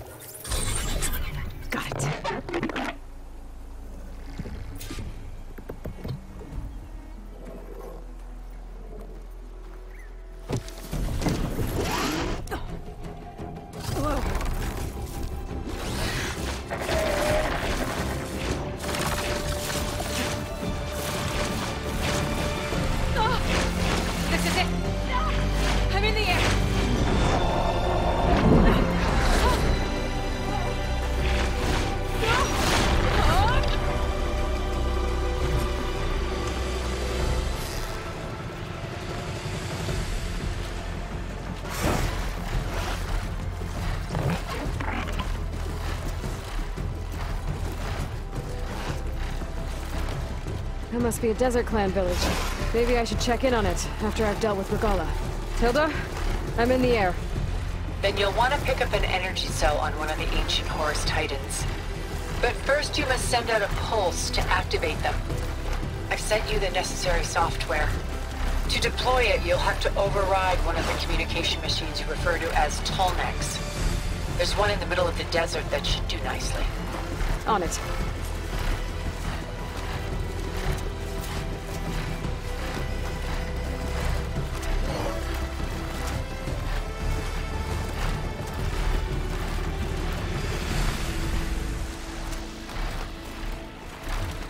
There's a Tallneck. Need to get on top of its head.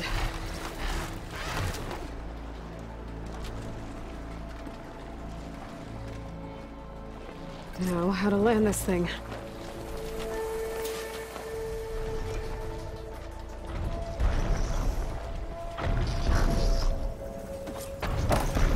Made it. Just gotta override it.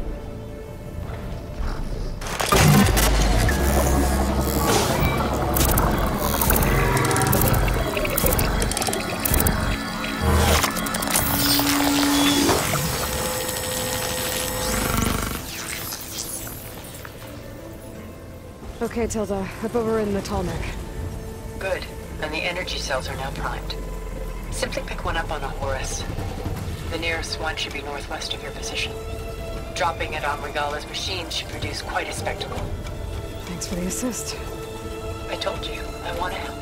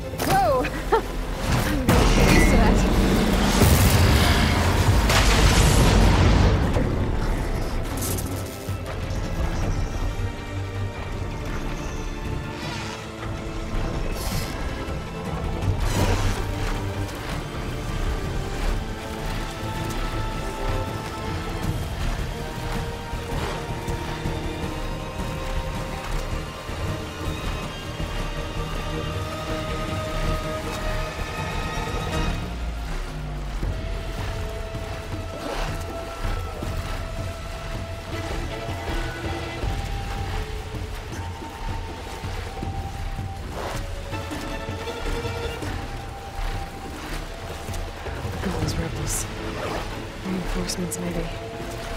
Heading for the grove. I hope the color in this lock can hold out any longer.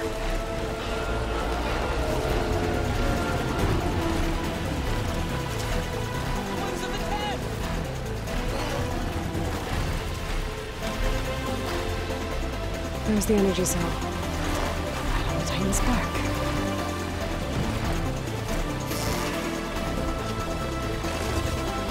Got the cell. Now onto the grove. Pulse from the Tallneck should have deactivated all the energy cells in the engine. I should be able to pick up more from the Horus I fly to. It'll be useful, even after I deal with the bomb.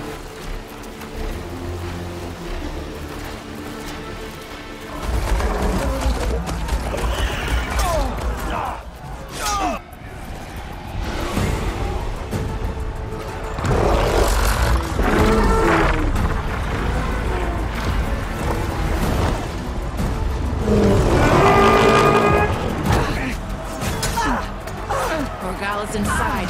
Carla will soon be dead. It's all over, Chaplain. I gotta drop it now. Here it goes.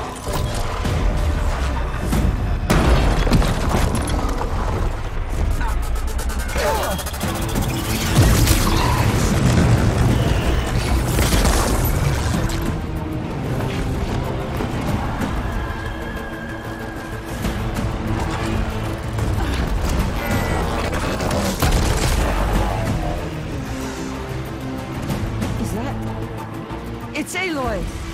She flies on the wings of the Ten. The tide has turned! Push through!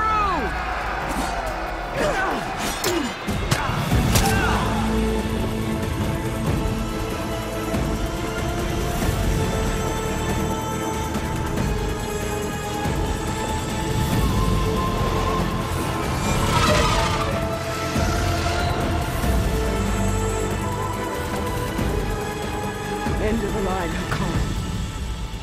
Now on your knees, and I'll give you the death you didn't have the spine to give me. They're down! The machines! All of them! They're down! What? How's that possible? Regala!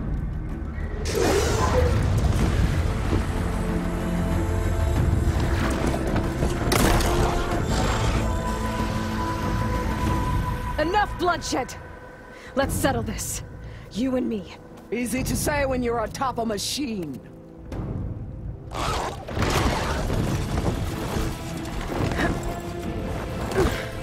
Well, that was just to get your attention. I don't need any help to take you down. Fine. I accept your challenge. And once I'm done with you, I'll get to finish the slaughter. We'll see about that. The duel is set. Let none interfere.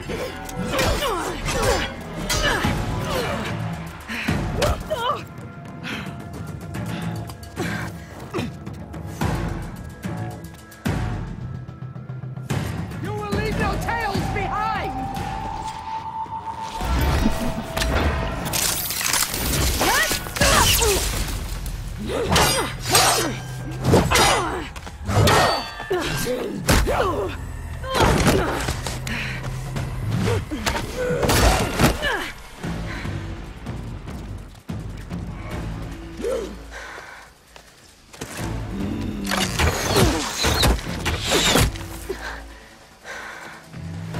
All right, so that's how it's gonna be.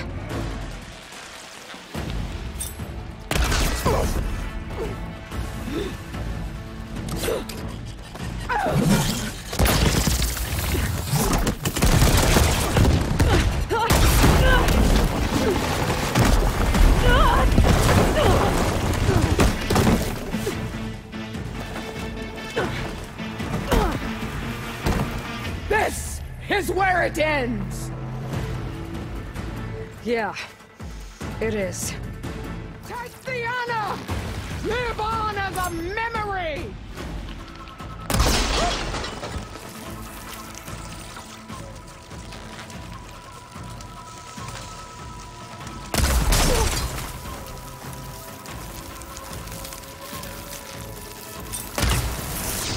You die here and...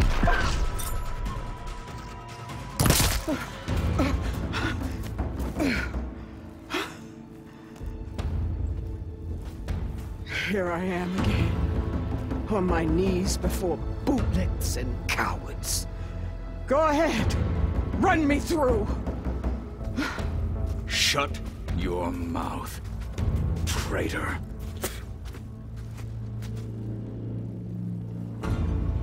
It was you who flew in on the wings of the 10.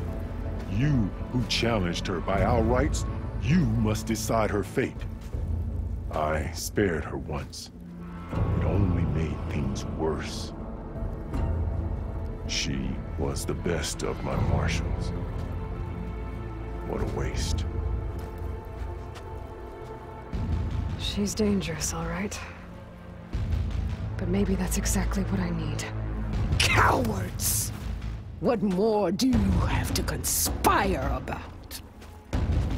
Whether you live or die.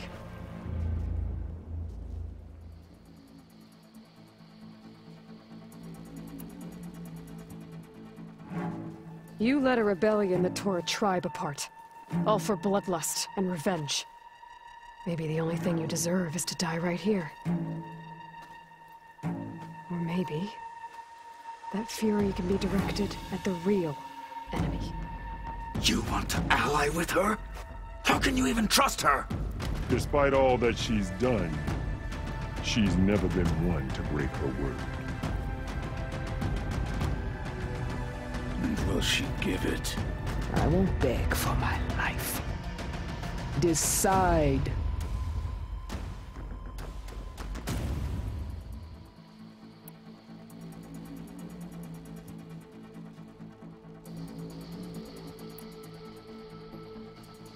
I'm not here to forgive you for your crimes. But there's another battle ahead. Against an enemy more powerful than anything you can imagine. And I need people A squad that's willing to do whatever it takes. I don't want your mercy. It's not mercy. The battle I'm talking about, we'll be charging into a nightmare. A better death than this? Yes.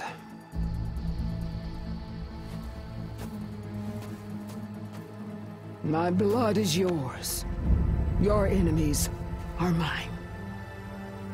Meet us at our stronghold, in the mountains near Plainsong. You mean to send her alone? Without even an armed guard? She does not need it. I will be there. You have my word. I'll hold you to it.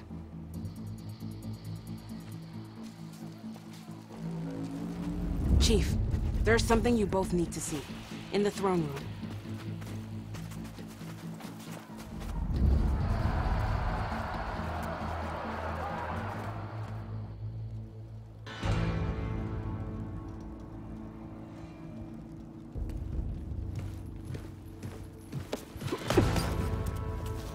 He surrendered to our guards outside the grove. Claims he has an urgent message for the Outlander who defeated Regala. So, state it. It's for her alone.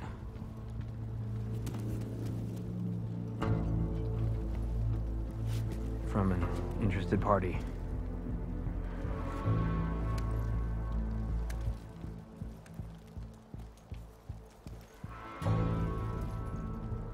I'm gonna need some privacy.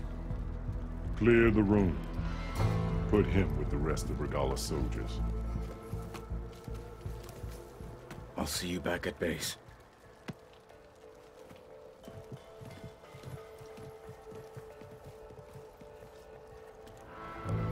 You saved the tribe. Let me help you with your mission. No. With Regala gone, you have a chance to build the future you dreamed of. So get to your task. Then at least allow me to give you this. Armor for the battle ahead. May it keep you safe.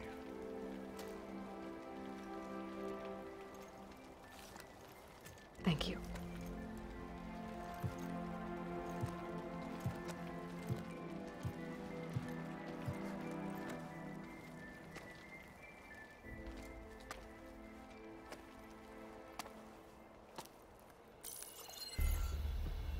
Do you have any idea what you've just done?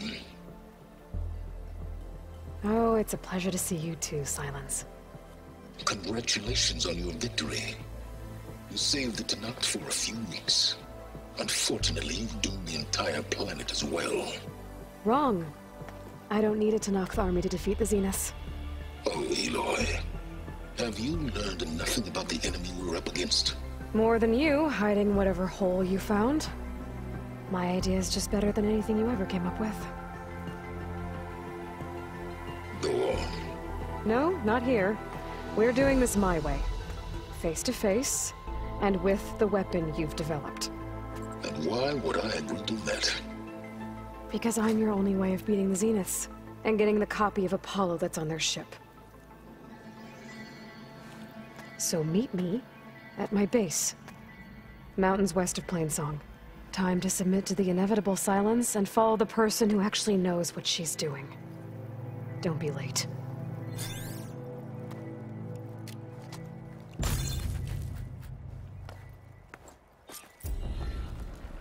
Tilda, you there? I did it. Silence is on board, so head to my base. Impressive. I'll be there as soon as I can. Now that I can fly, I might want to see what else I can do before I head back.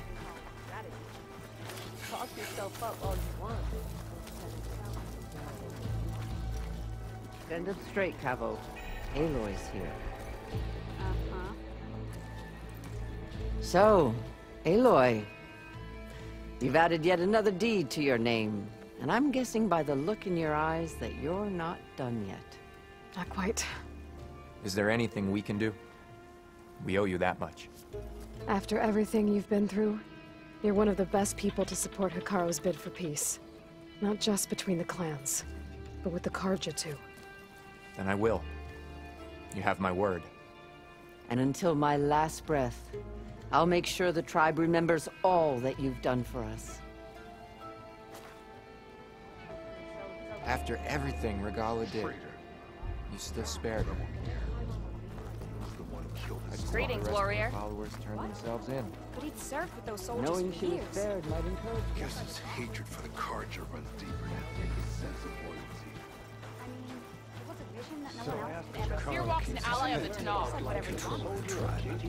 Dakota, thought you'd be back at the Bulwark. Let it be known that the Sky Clan defended the Grove today. As hopeless a battle as it was. Until you flew in on the wings of the Ten, that is. We are in your debt. You fought for your tribe, so your debt is paid. On your way, then. So what? There's nothing more to say between us. Make a bill for us, champion. I'd sooner the truth of the visions were revealed by this Outlander. That was amazing! Marshal Avira. What did I tell you, Aloy? You get into the craziest of fights. And I saw it with my own eyes. Best day ever. I'm just glad I got here in time. So what's next for you then? The scabs on the glowing island? Soon, yeah. Then their days are numbered. Good luck. What do you mean? The only one mark, one kill. Do you not know how to count? It's the Tremor Tusk and the Rebels on it. No. They're all part of You should have seen her fight.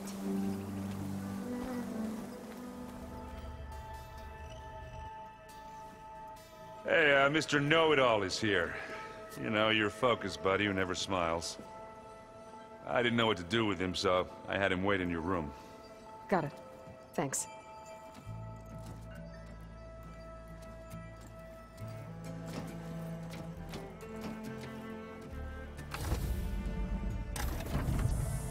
Well, Silence. Looks like you finally found a door you could open without me. I'm glad it's there, actually. It kept me from having to mingle with the company you keep. But enough prattle. I believe you owe me an explanation. Your plans for the Zenith base. You're right. I do owe you. My spear in your throat for deceiving me again. At the Hades Proving Lab. I doubt you asked me here for that kind of reckoning. No. Right now, I need your help. So I'm giving you one final chance. But if you ever betray me again, I will kill you no matter what the circumstance. Understood? Very well. Though we'll both face a decidedly short future if you can't get us inside that base. Aloy, your other guest is here. She's, coming to you. Thanks. Good timing. The truth is, I can't actually get us into the base. But she can. The company you keep is even worse than I thought. Not a fan of surprises, are you? Oh, look. That must be your little invention. Does the weapon work? Without self-destructing? Of course it does. I've eliminated the imperfections and greatly improved its design and output. How can we be sure? Care for a demonstration? Enough, both of you. We're in this together, at least for now. Go talk to Erend. Tell him I said to give you rooms of your own. I'll come see you when I get a chance.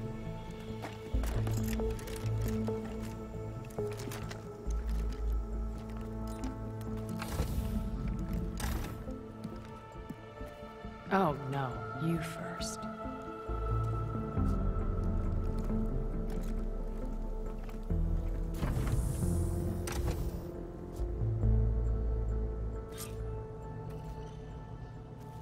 Better get everyone in the control room, so Tilda can tell us what she knows about the Zenith base.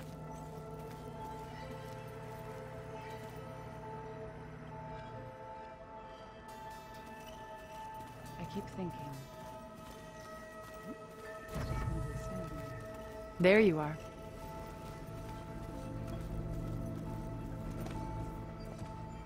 Well done, Aloy. Despite my reservations, you managed to secure Silence and his weapon. You're truly a shining example of Liz's fortitude. Everything you've said about Elizabeth, it sounds like you knew her better than you let on. Who was she to you, exactly? Perceptive as ever. You're right. We were more than friends for a time. Okay, so... what happened? I was an orphan. I had always been alone. By my 30s, I was starting to wonder if that was simply my fate in life. And then I met Liz.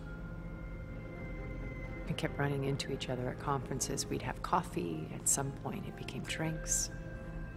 I thought it was just shop talk, an exchange of ideas, but then I was surprised at how much I looked forward to seeing her. Soon we were flying halfway across the world every other week just to meet up. For the first time, I didn't feel lonely. I could imagine a future where I wasn't. I think Liz felt the same way at first. She had lost her mother a few years back. I filled a void for her. I know I did. But as time passed, it seemed as though she wanted less, when I wanted more. And so we ended things. So helping me, restoring Elizabeth's dream, it's what, a second chance, yes. I made a mistake leaving Earth while Liz stayed behind. I should have done more. So when I saw you, a woman who has carved her own remarkable path, beyond even what made Liz a phenomenon, I knew I had to help you. To do right by her.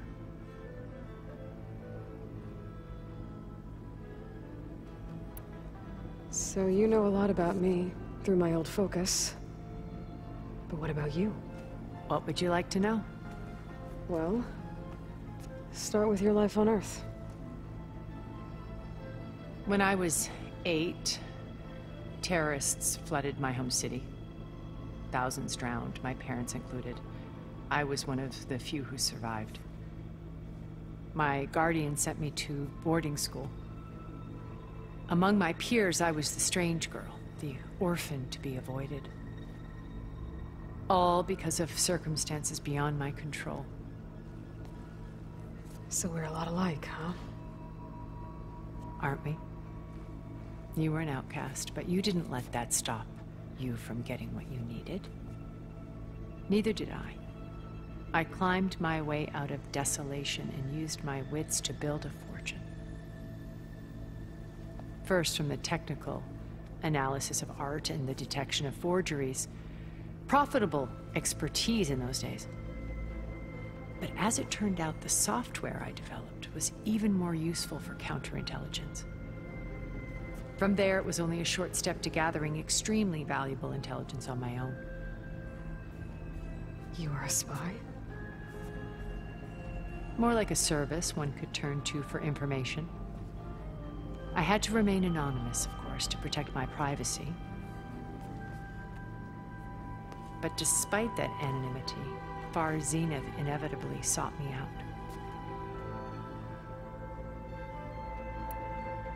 What happened when Far Zenith approached you?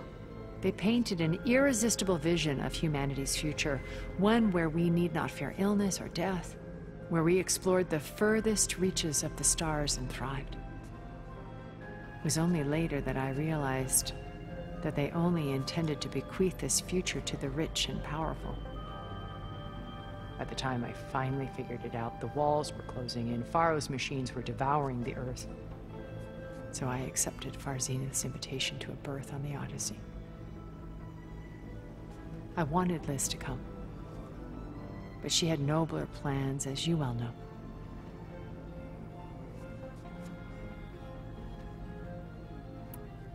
You said before that you're not like the other Zeniths, that you never were. But you went along with all of their plans. out of necessity. I'm not proud of it. But complicity became a means of survival, both when Earth was consumed and when the colony on Sirius was destroyed. I did what I had to. But I resolved to remain one step ahead of the others, to try to undo what damage I could. Hence the data channel with Beta. The secret passage into their base and the little trick I pulled to save you. You said Beta's not in urgent danger. What are the Zeniths doing to her? Putting her to work. Merging Hephaestus with Gaia. A difficult, time-consuming task, as I'm sure you know. They will compel her if need be. But her life is not in danger. She's the only one who can do it. Right. Because you people made her to be nothing but a tool. Gerard's idea, not mine. They always viewed me with suspicion when I attempted any form of kindness towards her. That's why I created the data channel. A virtual place where we could speak in peace. So this channel you shared with Beta, none of the other Zeniths ever found out about it? Gerard believes he's the most cunning of all of us. Even after 1,000 years, he still can't imagine that I would outwit him. The channel allowed me to interact with Beta away from their mistrustful eyes. It offered us a chance to be ourselves. Until you cut off all contact. Yes. Though it pained me. I was worried that our meetings would do her more harm than good. She felt like you tossed her aside.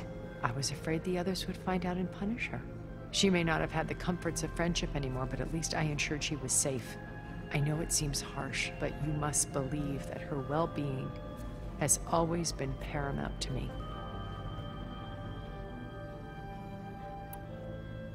Why did you make the data channel look like your house? I built that house as a shelter to weather any storm. A safe place, not just for me, but for the art stored in its depths. Cultural artifacts of incalculable value.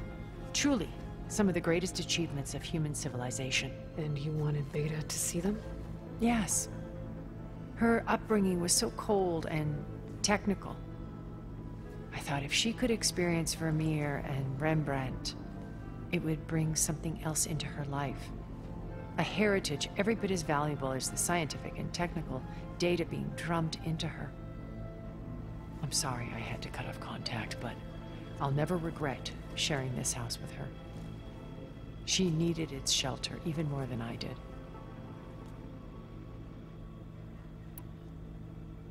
Why do you think Elizabeth pulled away?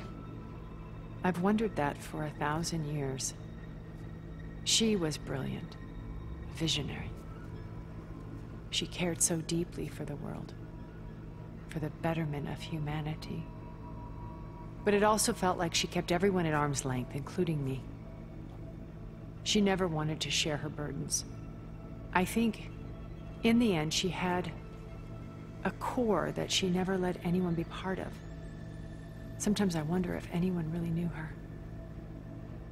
I found a recording of you and Elizabeth back in the Proving Lab after Farzineth's attempt to steal Gaia. Yes. A most unpleasant conversation. She said something after the call. I think she regretted how things ended between you. Did she? All this time, thank you for telling me. I've always hated that those were the last words we ever said to each other. And that her last impression of me was as a functionary of Far Zenith, not who I truly am.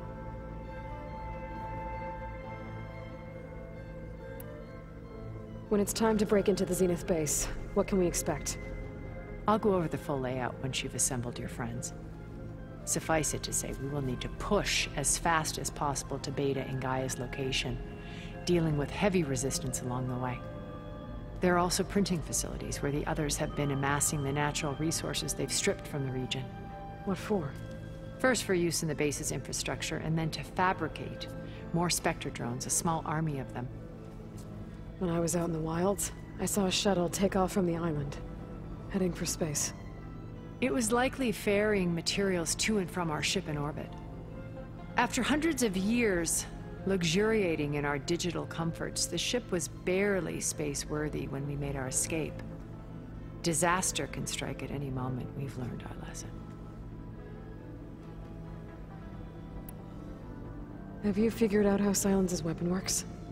No, and he's been very careful not to allow me near it. I'll admit it bothers me, but regardless of how it functions, I am confident it will deactivate the other shields en masse. How many of them are in the base? 10, including Eric and Gerard. Only a handful of us made it to our ship when our colony collapsed. So, Eric...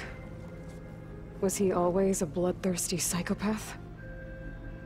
I believe he got worse over time. On Earth, he was the founder of a profitable private military company. A band of cutthroats, in other words. Even as governments abandoned human combatants in favor of automated warfare.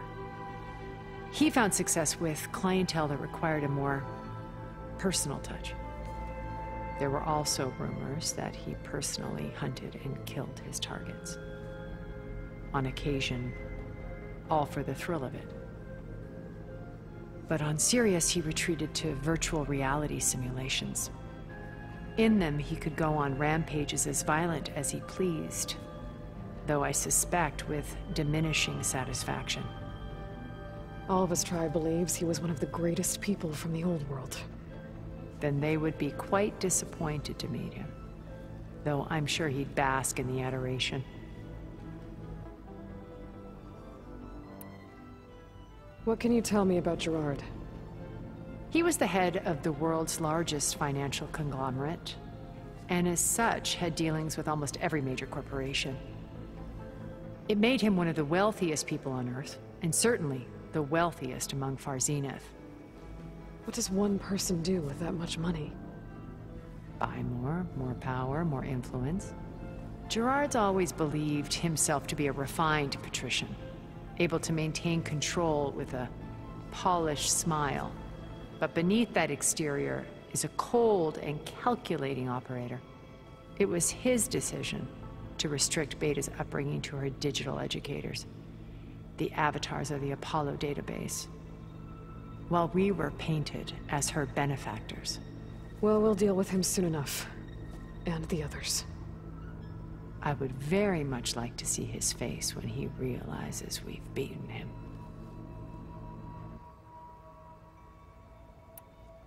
When I was in the ruins of Vegas, I found data on a man named Stanley Chen. I think he was a Zenith. Stanley, ever the optimist. He was one of the good ones. When we established our colony, he built an exact replica of Las Vegas in virtual reality. Lights, shows, gambling, every detail perfectly recreated. And while others cloistered themselves in their own fantasies, he flung his doors wide to everyone. The way you're talking about him, I'm guessing he didn't make it back to Earth? No, he perished when our colony was destroyed. He would have been thrilled to discover that part of his beloved city survived.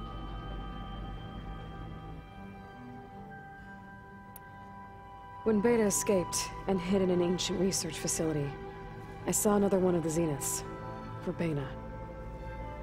Who was she? A dull star amidst a sea of brighter constellations.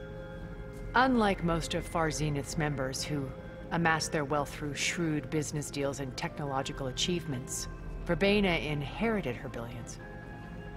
Her father had achieved great success in the luxury holotourism industry. At age 24, she became the world's most eligible bachelorette, branding herself a life designer. Someone who leverages their fame to influence the choice of others. What, like a cult? In a way, yes. Well, she must have done something right to have survived this long. She was her own brand of ruthless. That much is true. But even rats can cling to a vessel for escape.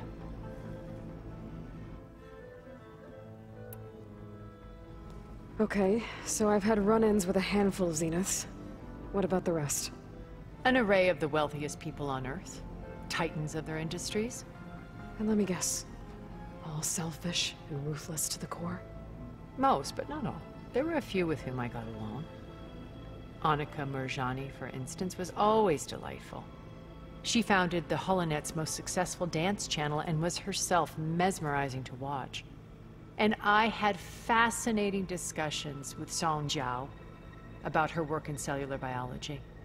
Our immortality treatments are due in part to her achievements. But then there were others like Devin Miller, the CEO of a fast food printing corporation.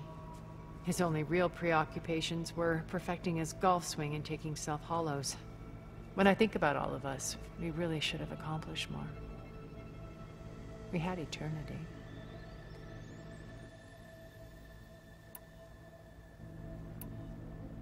Okay. I'll let you know when it's time. I'll be here until then. And thank you, Aloy, for giving me this chance. My past has always been a struggle. More than once I've lost everything. But when I look to the future, I see Liz's dream fulfilled. A universe of new possibilities. Maybe we can make it happen. We will. I won't let anything get in the way. I promise you that.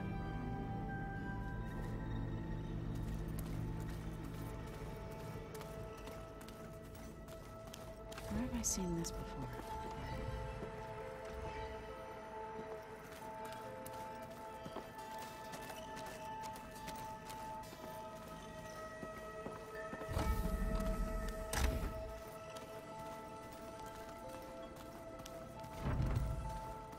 Did you need something?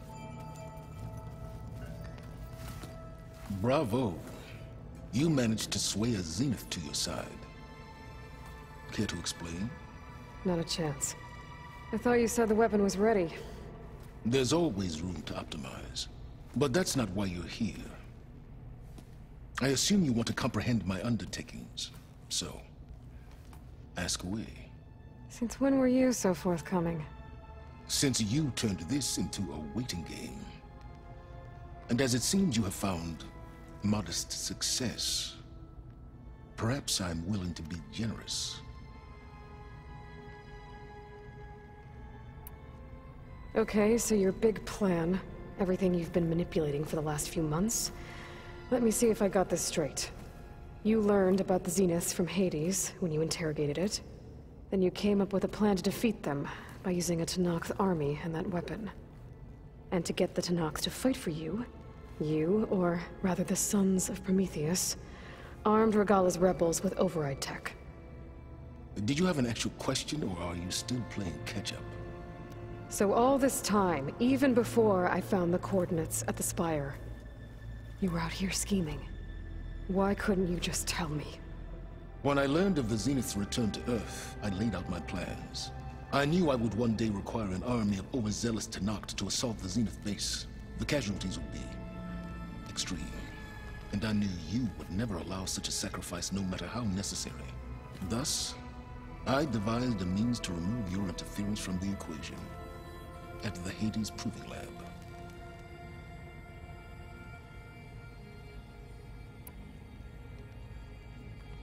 Why create the Sons of Prometheus? You didn't need a Sarah to make override tech. They were a necessary safeguard. My time serving Hades in the Eclipse demonstrated the risks of getting directly involved. Through the Sons of Prometheus, I could execute my plans, all while remaining anonymous. Except to a Sarah.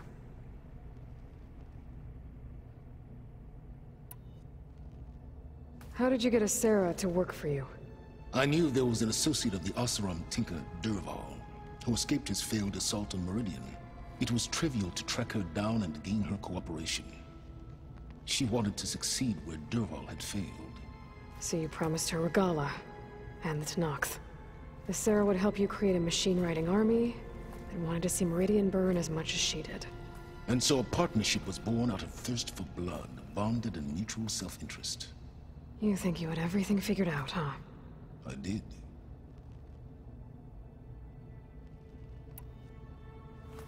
You wanted me to surrender to the Zenith at the Hades Proving Lab.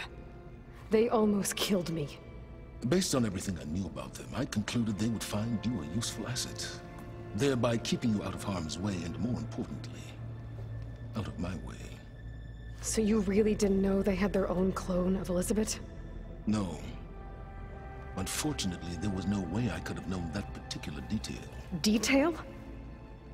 Well, I guess if it wasn't for that, we wouldn't be here today.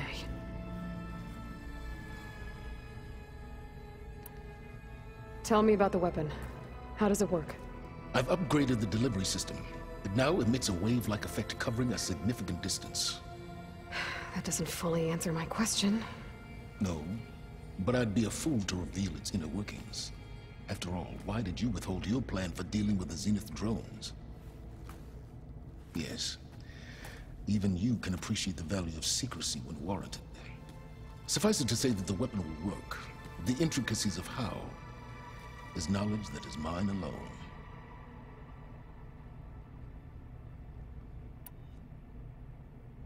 Why help Regala take over? If you wanted an army, you could have just gone to Hekarro. Before Regala's rebellion, Hekarro was only concerned with battling machines and fostering friendships with the Karja. Even if I gained his ear, he would never agree to send his forces to battle a threat he couldn't understand. So helping a bloodthirsty exile was easier? Yes. Exceedingly so. All Regala craved was war against the Karja and anyone who threatens the Tenakth. She would have led the tribe into battle without question, which was precisely what I needed. While I was out there, I had a couple run-ins with the Quen. The tribe from across the ocean. And? Their entire tribe was shaped around the discovery of focuses. One of them, Alva, even joined me here. Don't you want to know more about them? No. They stumbled upon the greatest technological artifact from the ancient world, and what did they do with it? They shrouded the knowledge they unearthed in mysticism and taboo, creating a pantheon out of corporate shills. Yes, well, it also led them to Thebes. Did it now?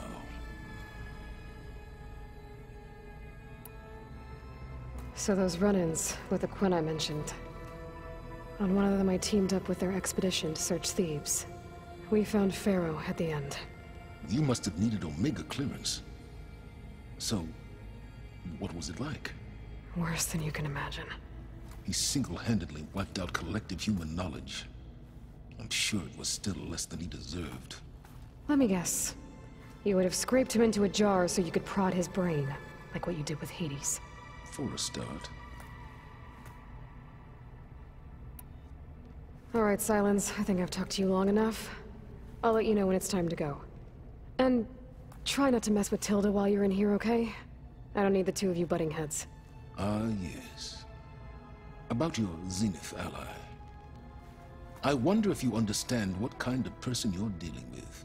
For someone to live as long as she has, outlast as many calamities, well, your goals may be aligned now, but I'd watch for the moment they diverge.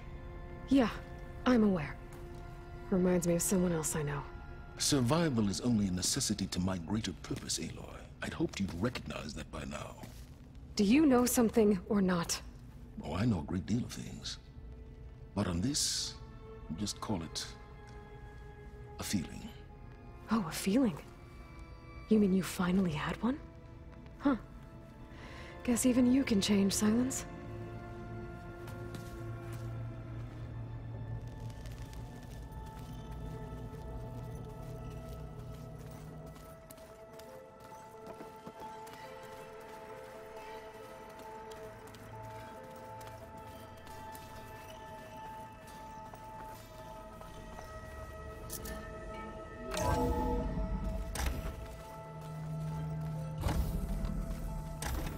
Okay.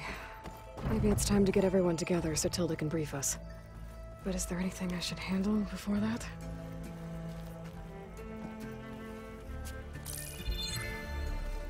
All right, people.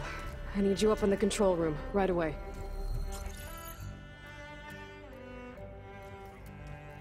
Okay, everyone. We all know what's at stake. Beta, Gaia. not to mention life on Earth. Now, it might seem like the Zeniths are invincible, but they're not.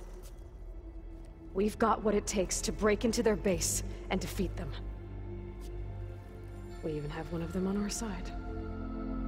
Tilda, show us the base. It is constructed atop the ruins of an ancient military facility on an island to the southwest. I can get us inside. To this location, undetected. How exactly? You'll know when you need to. Once inside, our goal will be this structure. The launch tower. Gaia and Beta are being held at the top. But along the way, we will face overwhelming resistance. Most importantly, from Gerard, Eric, and the others. But also... Once I take away their shields, we should be able to deal with them. But it will be easier to deploy the device if someone else is carrying it. I'll need a strong back. Carry stuff? Yeah, I can do that. Even if your device works, there will still be Spectre drones, scores of them. If only we had an army to fight them. I've got that under control. You'll know when you need to. All right. We'll meet up again just before we go in. Where's the best place to rendezvous? On the coast, just across from the island. Once there, I'll show you the way. Okay. I'll let you know when I arrive at the rendezvous point. And then you can join me. In the meantime, do whatever you need to prepare. Understood?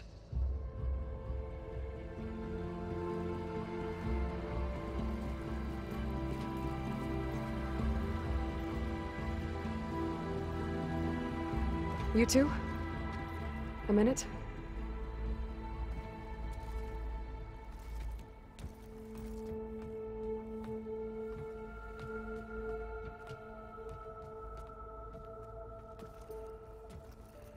Tilda helped me get in touch with Beta, and she told me something important.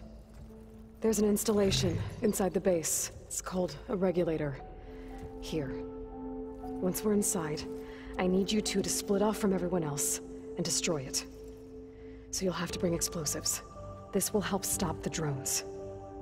Everything depends on it. Are you with me? After that, I want you to find a way to infiltrate the Zenith network.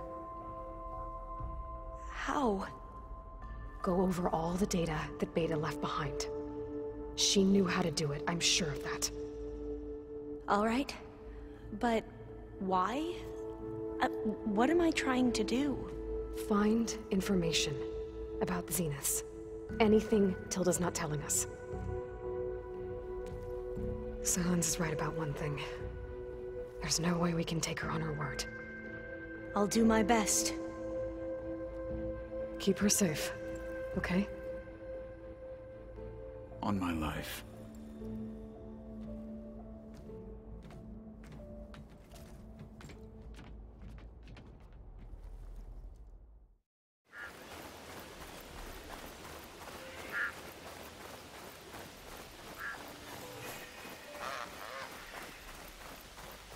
There. Rendezvous point. I should take care of everything I can before calling in the others to attack the Zenith base.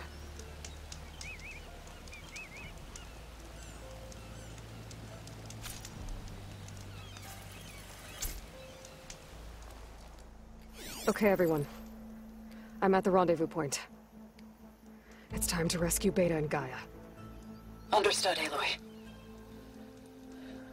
We're on our way.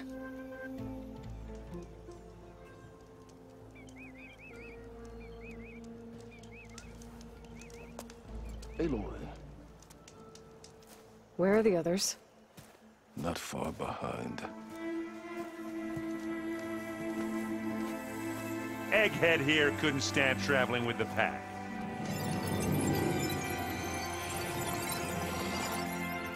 Are we all here? Then let's begin.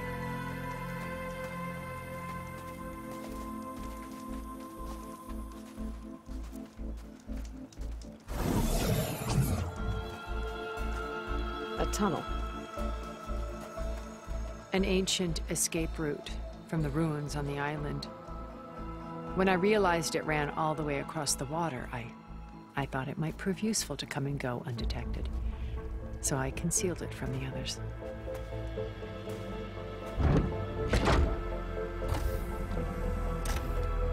Shall we?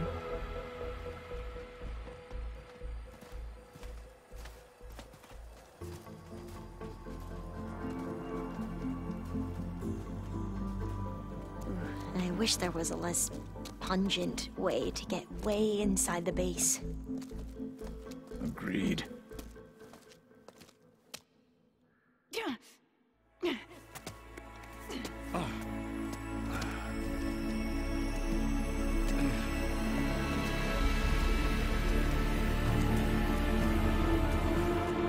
There's the launch tower.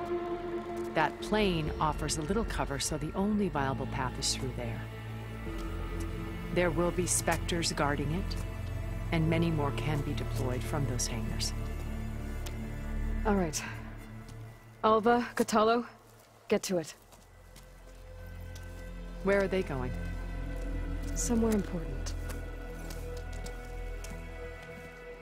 Erend, you're with me. You guys, take the high ground in case we need covering fire. Tactically sound, I suppose. What will she do? There's a sensor node nearby. If I hack into it, I should be able to scramble the network and keep you undetected. But not for long. Then we should proceed. One more thing. Open up the channel to beta. Audio only.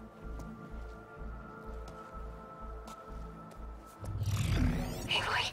We're here, and we're coming for you. You know what to do, right? As long as you hold up your end. We will. See you soon. Be careful. Let's go.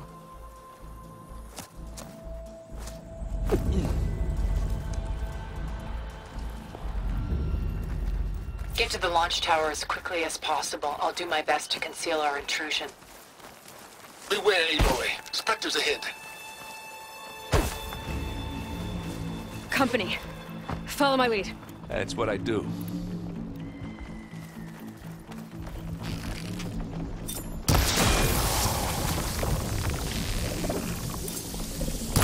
Grab it if you need it. Here we go.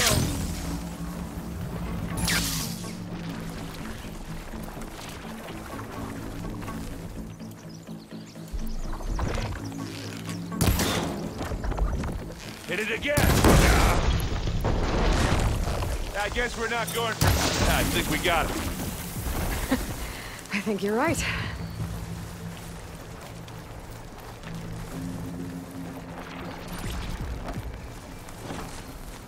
I think there's a cave up there that might get us through that ridge.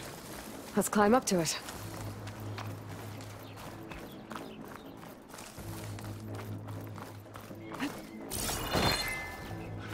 What's in this backpack, metal bricks? Aloy, Alva and I are closing in on the regulator. Keep me posted. It's creepy in here. Don't worry. I'll protect you. I wish I had a glider. I guess I'll find another way across.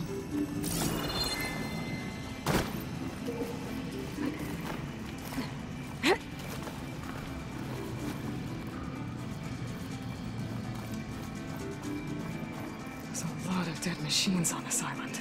We killed a great many when we landed I'm not really here. built for Their climbing. salvage may prove useful to you now. Another Spectre. Sneak or fight, you choose.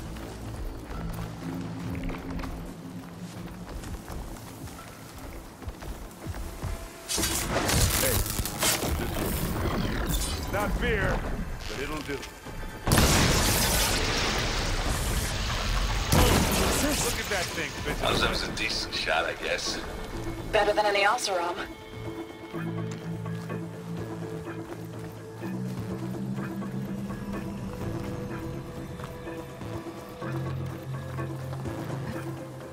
Tired yet? Yep.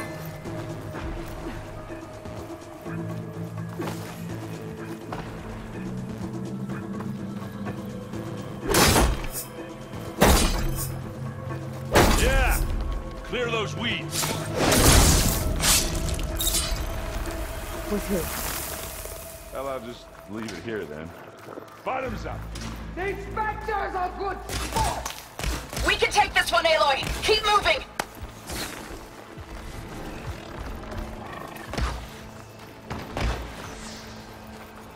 That Stormbird carcass should get us over the gap. I hate Stormbirds. But I guess, yeah, a dead one's handy enough.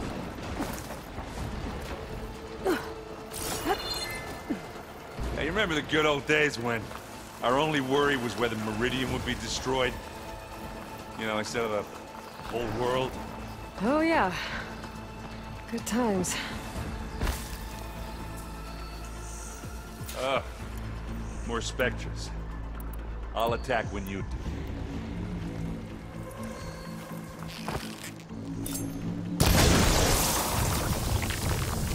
Let's get into this!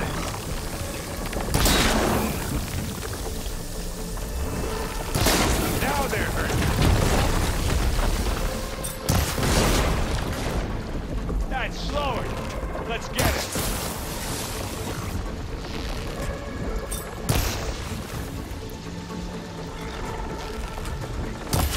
Only one left!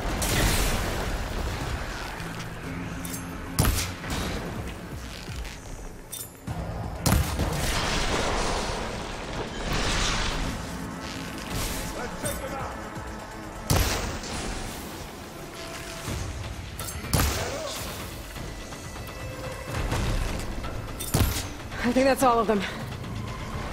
At least. Let's push on.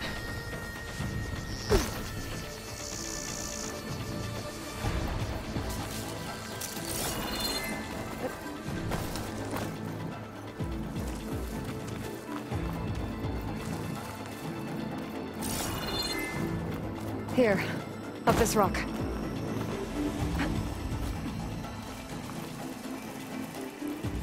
We're gonna have to climb around this corner. I'll try not to complain. I can see the way forward. Keep moving. Going as fast as we can. You all right? Sort of.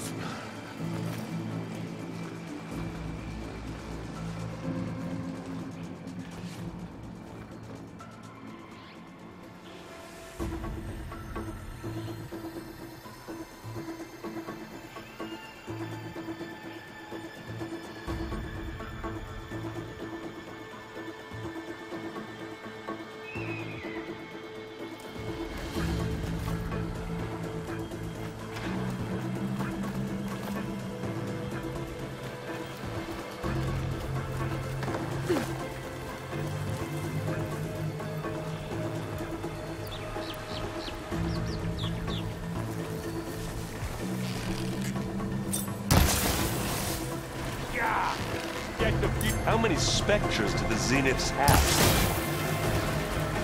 Well, then we want to fight at once, that's for sure.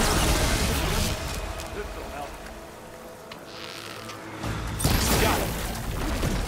Come on, up the slab.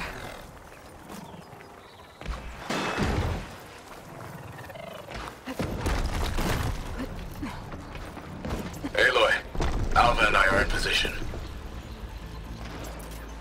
Do it. Blow the regulator. A moment while I ignite the charges.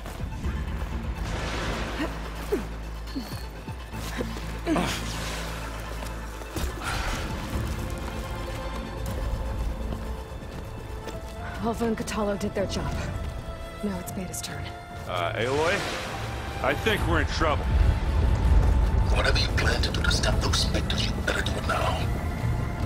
I'm not doing anything. Beta will. She just needs a little time. Time that we don't have. Come on, Beta, come on, come on.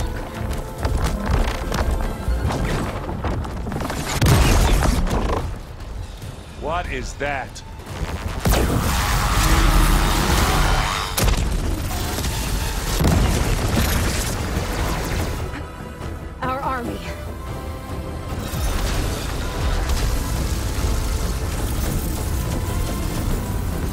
I think you got their attention.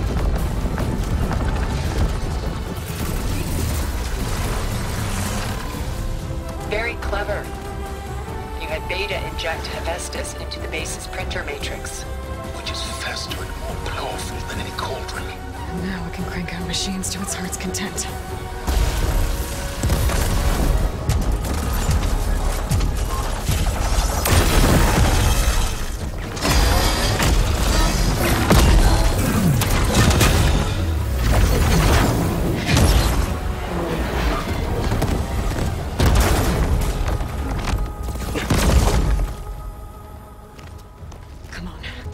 Get to the launch tower before this whole place becomes a war zone.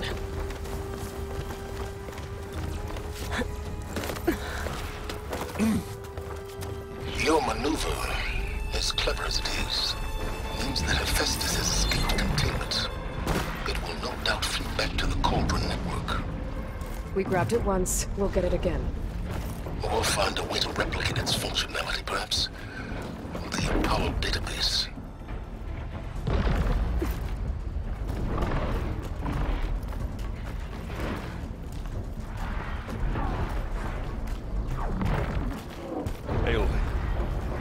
In case we don't make it, I just have one regret. What is it? That we had to do all this climbing.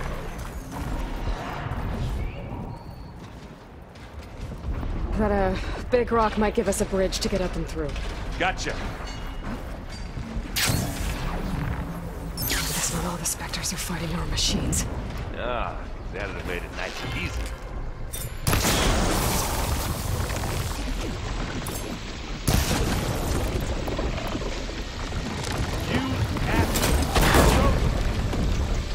That's the weak spot.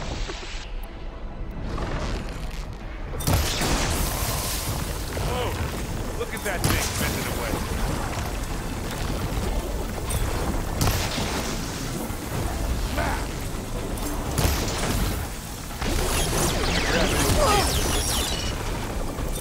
Come on, let's cross over.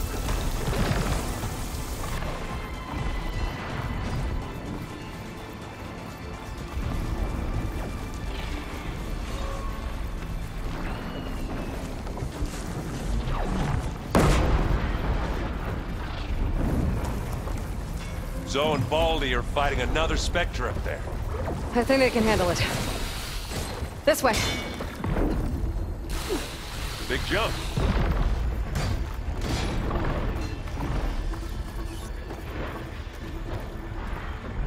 To the right, I think. And now to the left. You can get to the launch tower through the hangar up ahead. I'm heading over to join you now. The hangar's in bad shape, but I can see the way in. Hurry, Aloy! Another one? By the blood of the Ten! Here we go. Yeah. Plasma. Hit instant plasma. Good work, everyone. Let's go.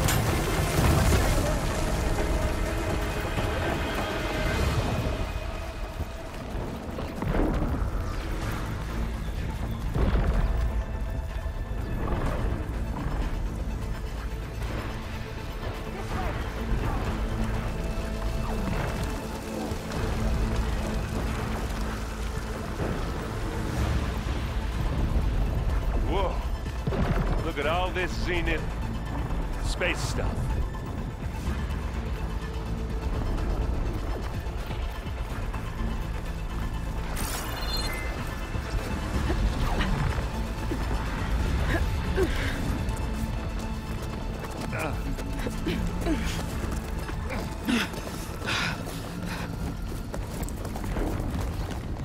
Come on, let's go!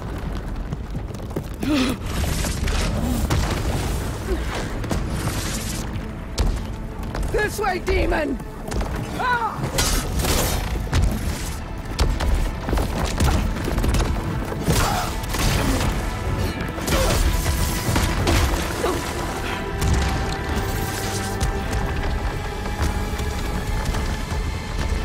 This is the death I was promised. Go!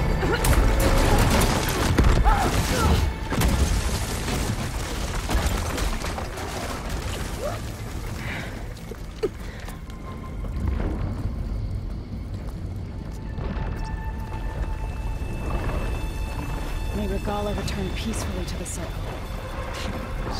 She cared nothing for peace. Aloy, it's been intense. A Catalo got me to a network node. I'm trying to get in. Keep at it. We're almost to the tower.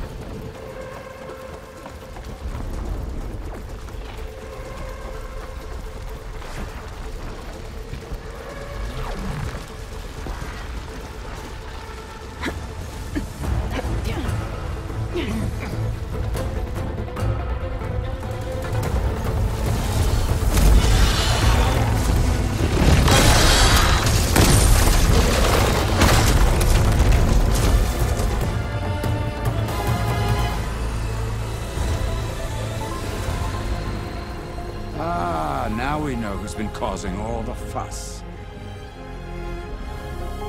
Tilda's little pet.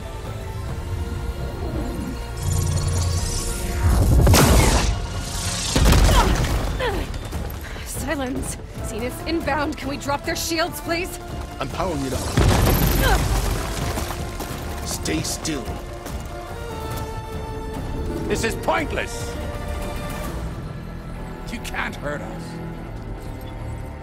Face it, you're worms that ooze through the cracks into our basement. Silence? One moment more. But I might just spare you if you give up Tilda. I think it's safe to say she's forfeited her share of our operation. Permanently. There. No? Nothing.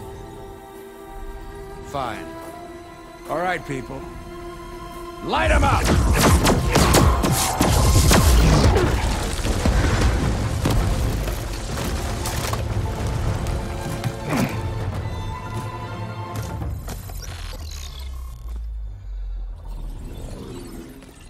Are we supposed to be scared?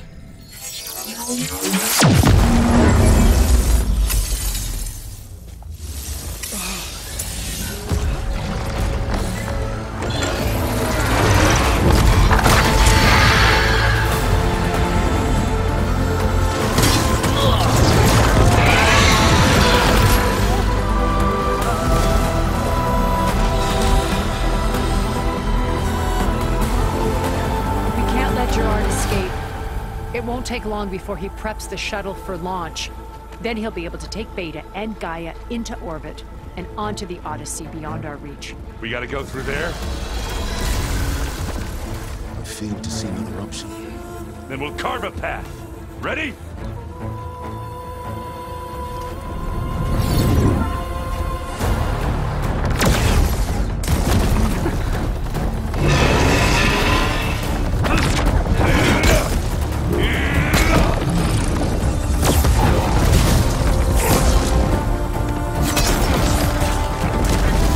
Get to the top and secure Gaia. I'll stop Gerard.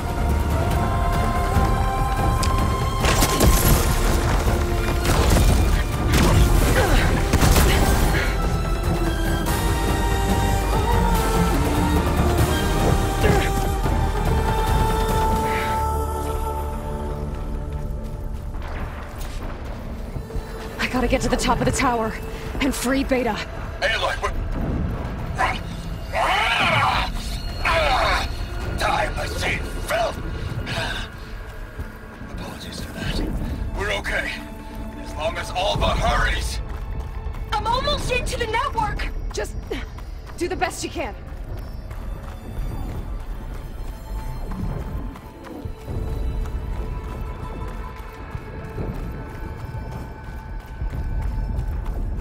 Okay, an elevator.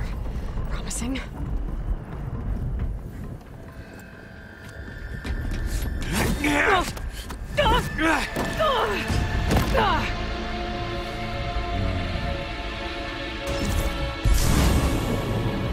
You got some unfinished business, little girl.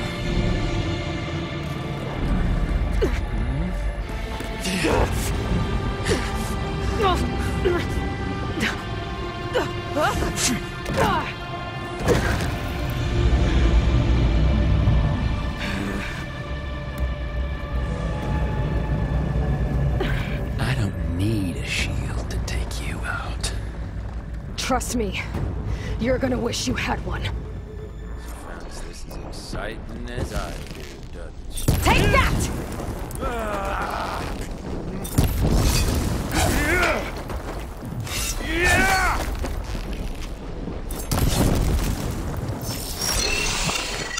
Ah, don't like that, do ya? Aloy, are you there? I'm on my way to help.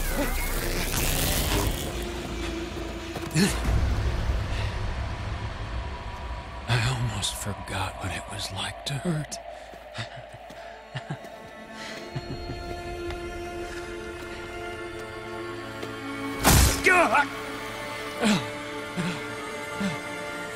Now we're having fun, right?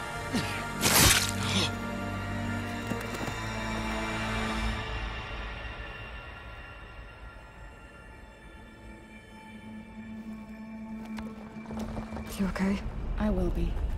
In time. Go. Rescue your sister. I'll regroup with the others and make sure they're all right.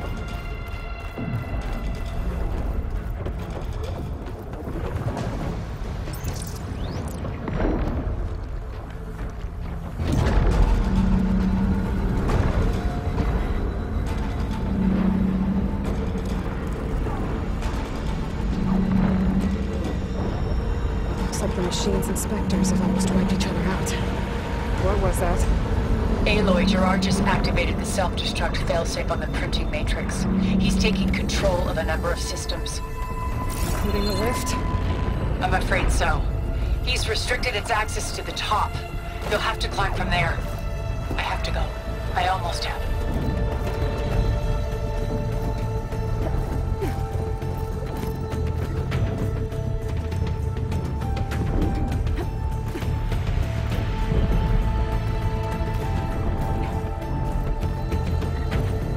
Erend? Is everyone all right down there? Mostly. We're cleaning up the last few Spectres. What about the Zeniths? Dead, I think. Zoe told me you got Eric. Good work. Yeah. Thanks. I guess only Tilda and Gerard are left then. Aloy, you there? Listen, I got into the network, but only for a minute before I was shut out. I found a bunch of flight plans and trajectories, as if the Zeniths were planning to leave Earth.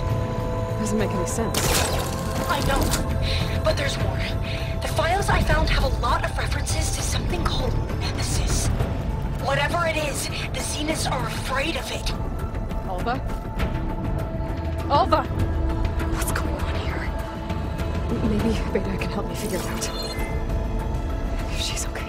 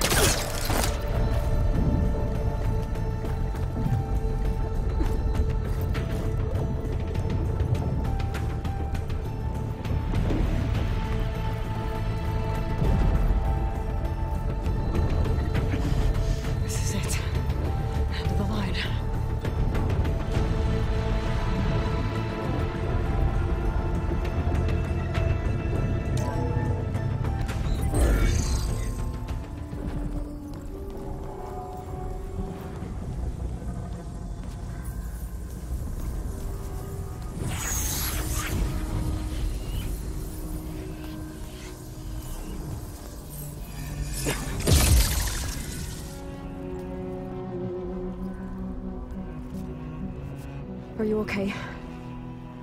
Look, I know you've been through a lot, but you have to help me access the Zenith network. I need to see their files, anything referring to the word Nemesis. Okay. Over there.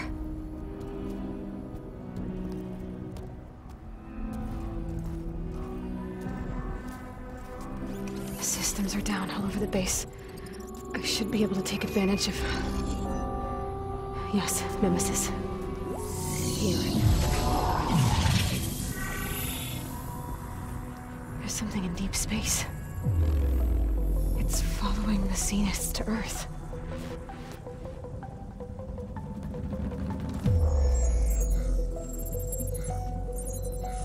Look.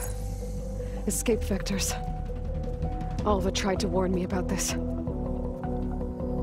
The Zeniths aren't planning to stay here. It's a machine of some kind. Or a swarm of them. The energy readings are astronomical. Aloy, I don't think a natural disaster destroyed the Zenith colony on Sirius. This thing did. Earth isn't a new home for them. It's a way station. They're on the run.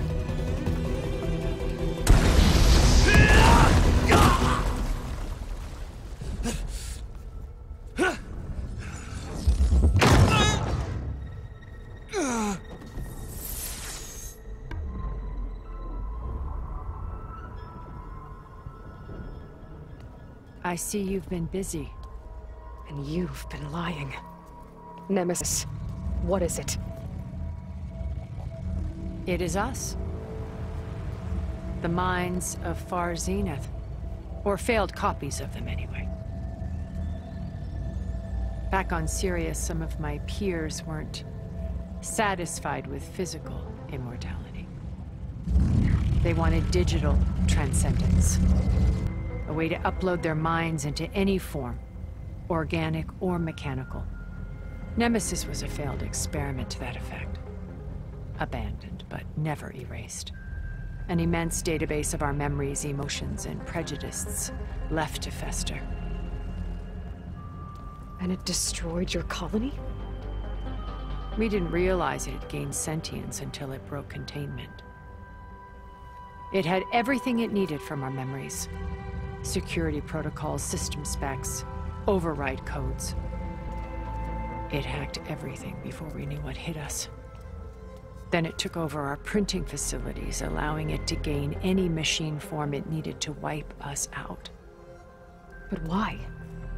Imagine being trapped alone for decades with only the twisted echoes of megalomaniacs for company. It hates us for abandoning it to that prison. And now that it's free, it will do anything to destroy us, including denying us a safe harbor on Earth. The extinction signal that woke Hades. You didn't send it. Nemesis did. Finally, you understand. And when that failed, it launched from Sirius to finish the job itself. Which is why we must flee to a random planet circling a random star, somewhere it can never find us. With Gaia, so you can build yourself a new world. That's the plan. Even now. Earth is finished, Aloy. Nemesis will scour it of life to deny its creators a viable home. But Elizabeth's dream won't die. You'll come with me to the stars. And with Gaia, we'll create a new world. Together, where that monstrosity could never find us. What? No. I loved Elizabeth. More than you could ever know. And I let her stay behind to die with the rest of humanity. A mistake I have regretted for 1,000 years. Now she stands before me again. Not some inferior copy, but her best possible self. So I'm not asking. You're coming with me. It may seem harsh now, but you'll forgive me in a few centuries. You can't force me, Tilda. Your shield is gone. I have something better. Spectre Prime, to me. Take cover! Get to the door! Submit, Aloy. You can't win. No! I've heard that before. You cannot! I better scan that thing first.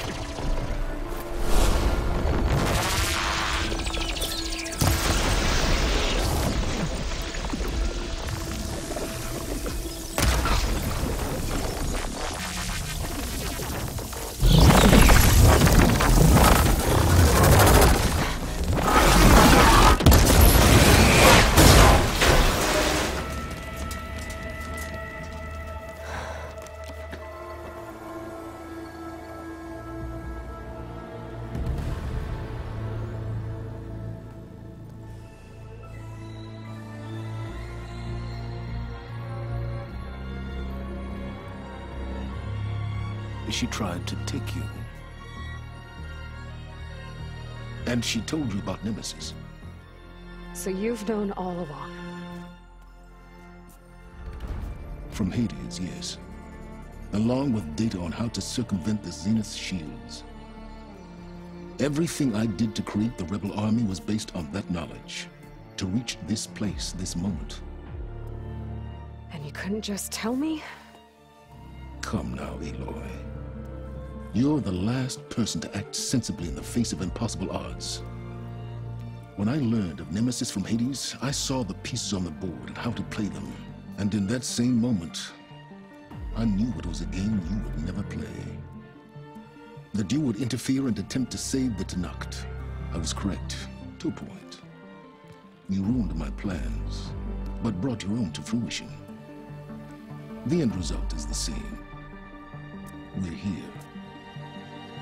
And now it's time for me to leave this doomed planet behind. To seize the Odyssey and the Apollo database, and begin a new chapter in my pursuit of knowledge, one with infinite possibilities. You can join me if you so desire. You've more than earned your place. Unlike Tilda, I'm extending a polite invitation. You're going to just take off? And abandon everything? Stay. Help me fight that thing. Perhaps Tilda didn't adequately define the threat. Nemesis can't be stopped. It destroyed a highly advanced Zenith colony in a matter of hours. What hope does this primitive tribal Earth have? If you brought Gaia, you wouldn't be abandoning life, you'd be saving a seed for a new world. Just as Elizabeth did. It's the choice she made.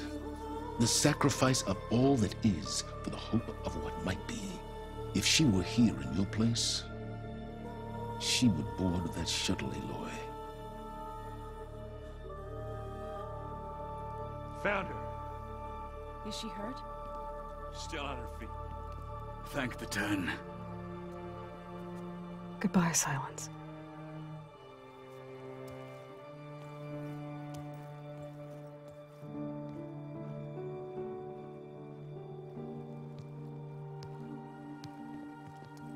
She looks okay. She looks victorious. As always. Aloy. You did it.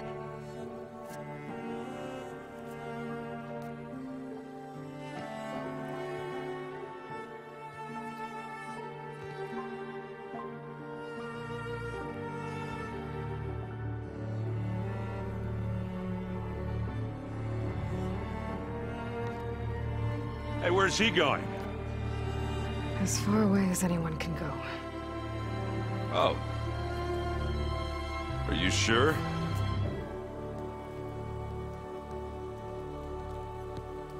You're staying. For a time. You people are going to need all of the help you can get.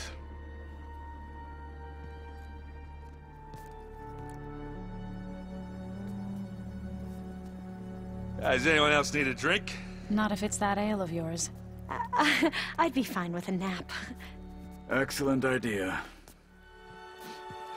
I hope it's really over this time.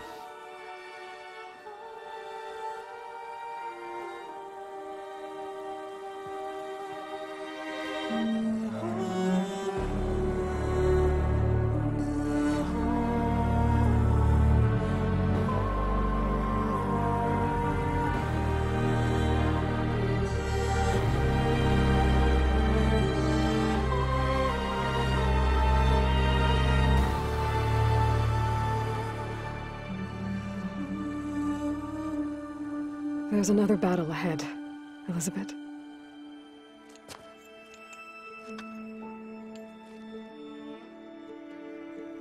Very different than the one you fought.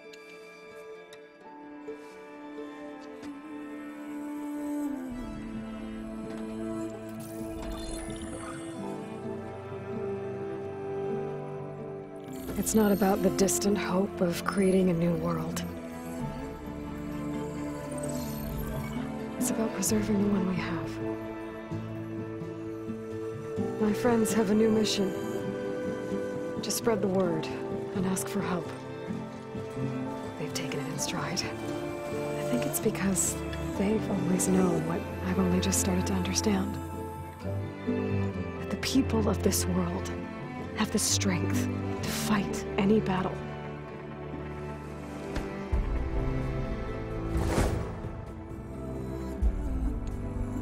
The ingenuity to solve any problem.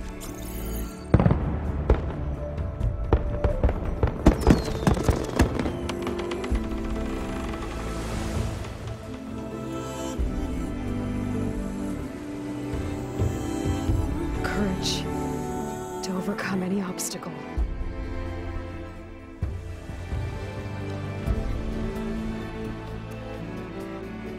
And the resilience to rise after any setback. As for me, I can't say I'm not afraid. What lies ahead will be harder than anything we've faced before. But I know I can put the fear aside. Because for the first time in my life, I feel like I'm not alone.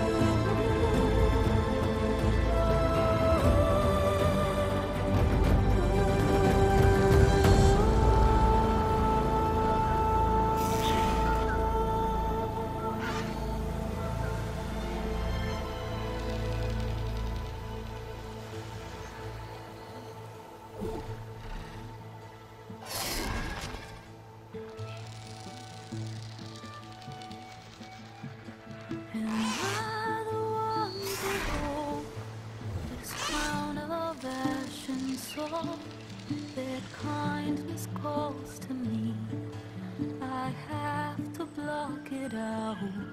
My voice has grown so somber. These words don't seem like mine, but the iron won't subside. No matter what I try.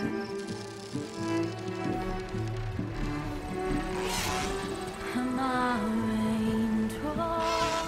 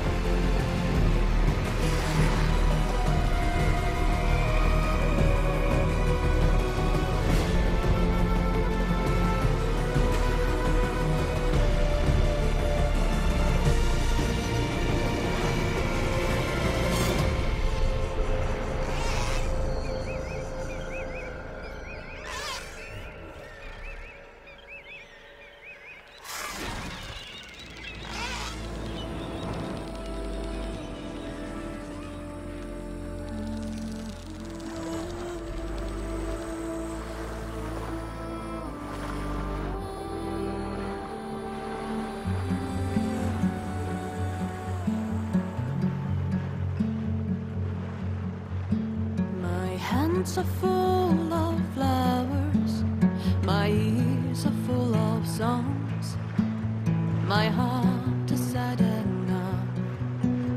I'd rather just be wrong. I listen when you talk, your words all make sense, but underneath it all, I hear where we are going with this.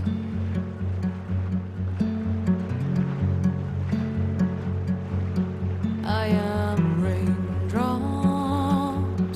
in the flood, I am emptiness, I am home, I am lonely in a crowd, but when you hear me, you'll be near me. Stay with me in the flood.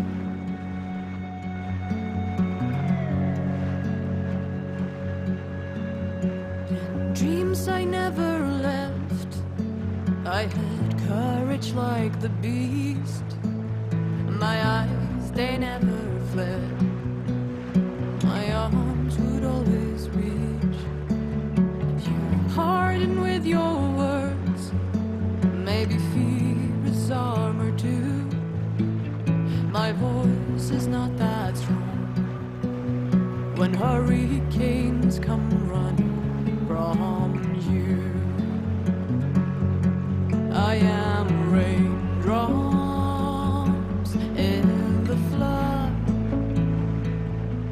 I am emptiness, I am home, I am lonely in a crowd, but when you hear me, you'll be near me. Stay with me in the flood.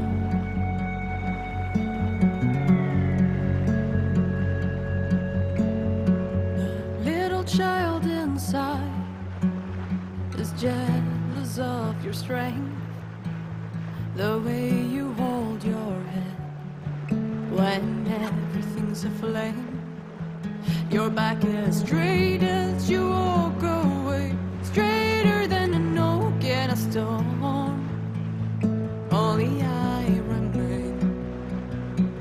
Should I have been reshaped in your image? Is that what you want? I am raindrops in the flood, I am emptiness, I am home, I am lonely in a crowd, but when you hear me, you'll be near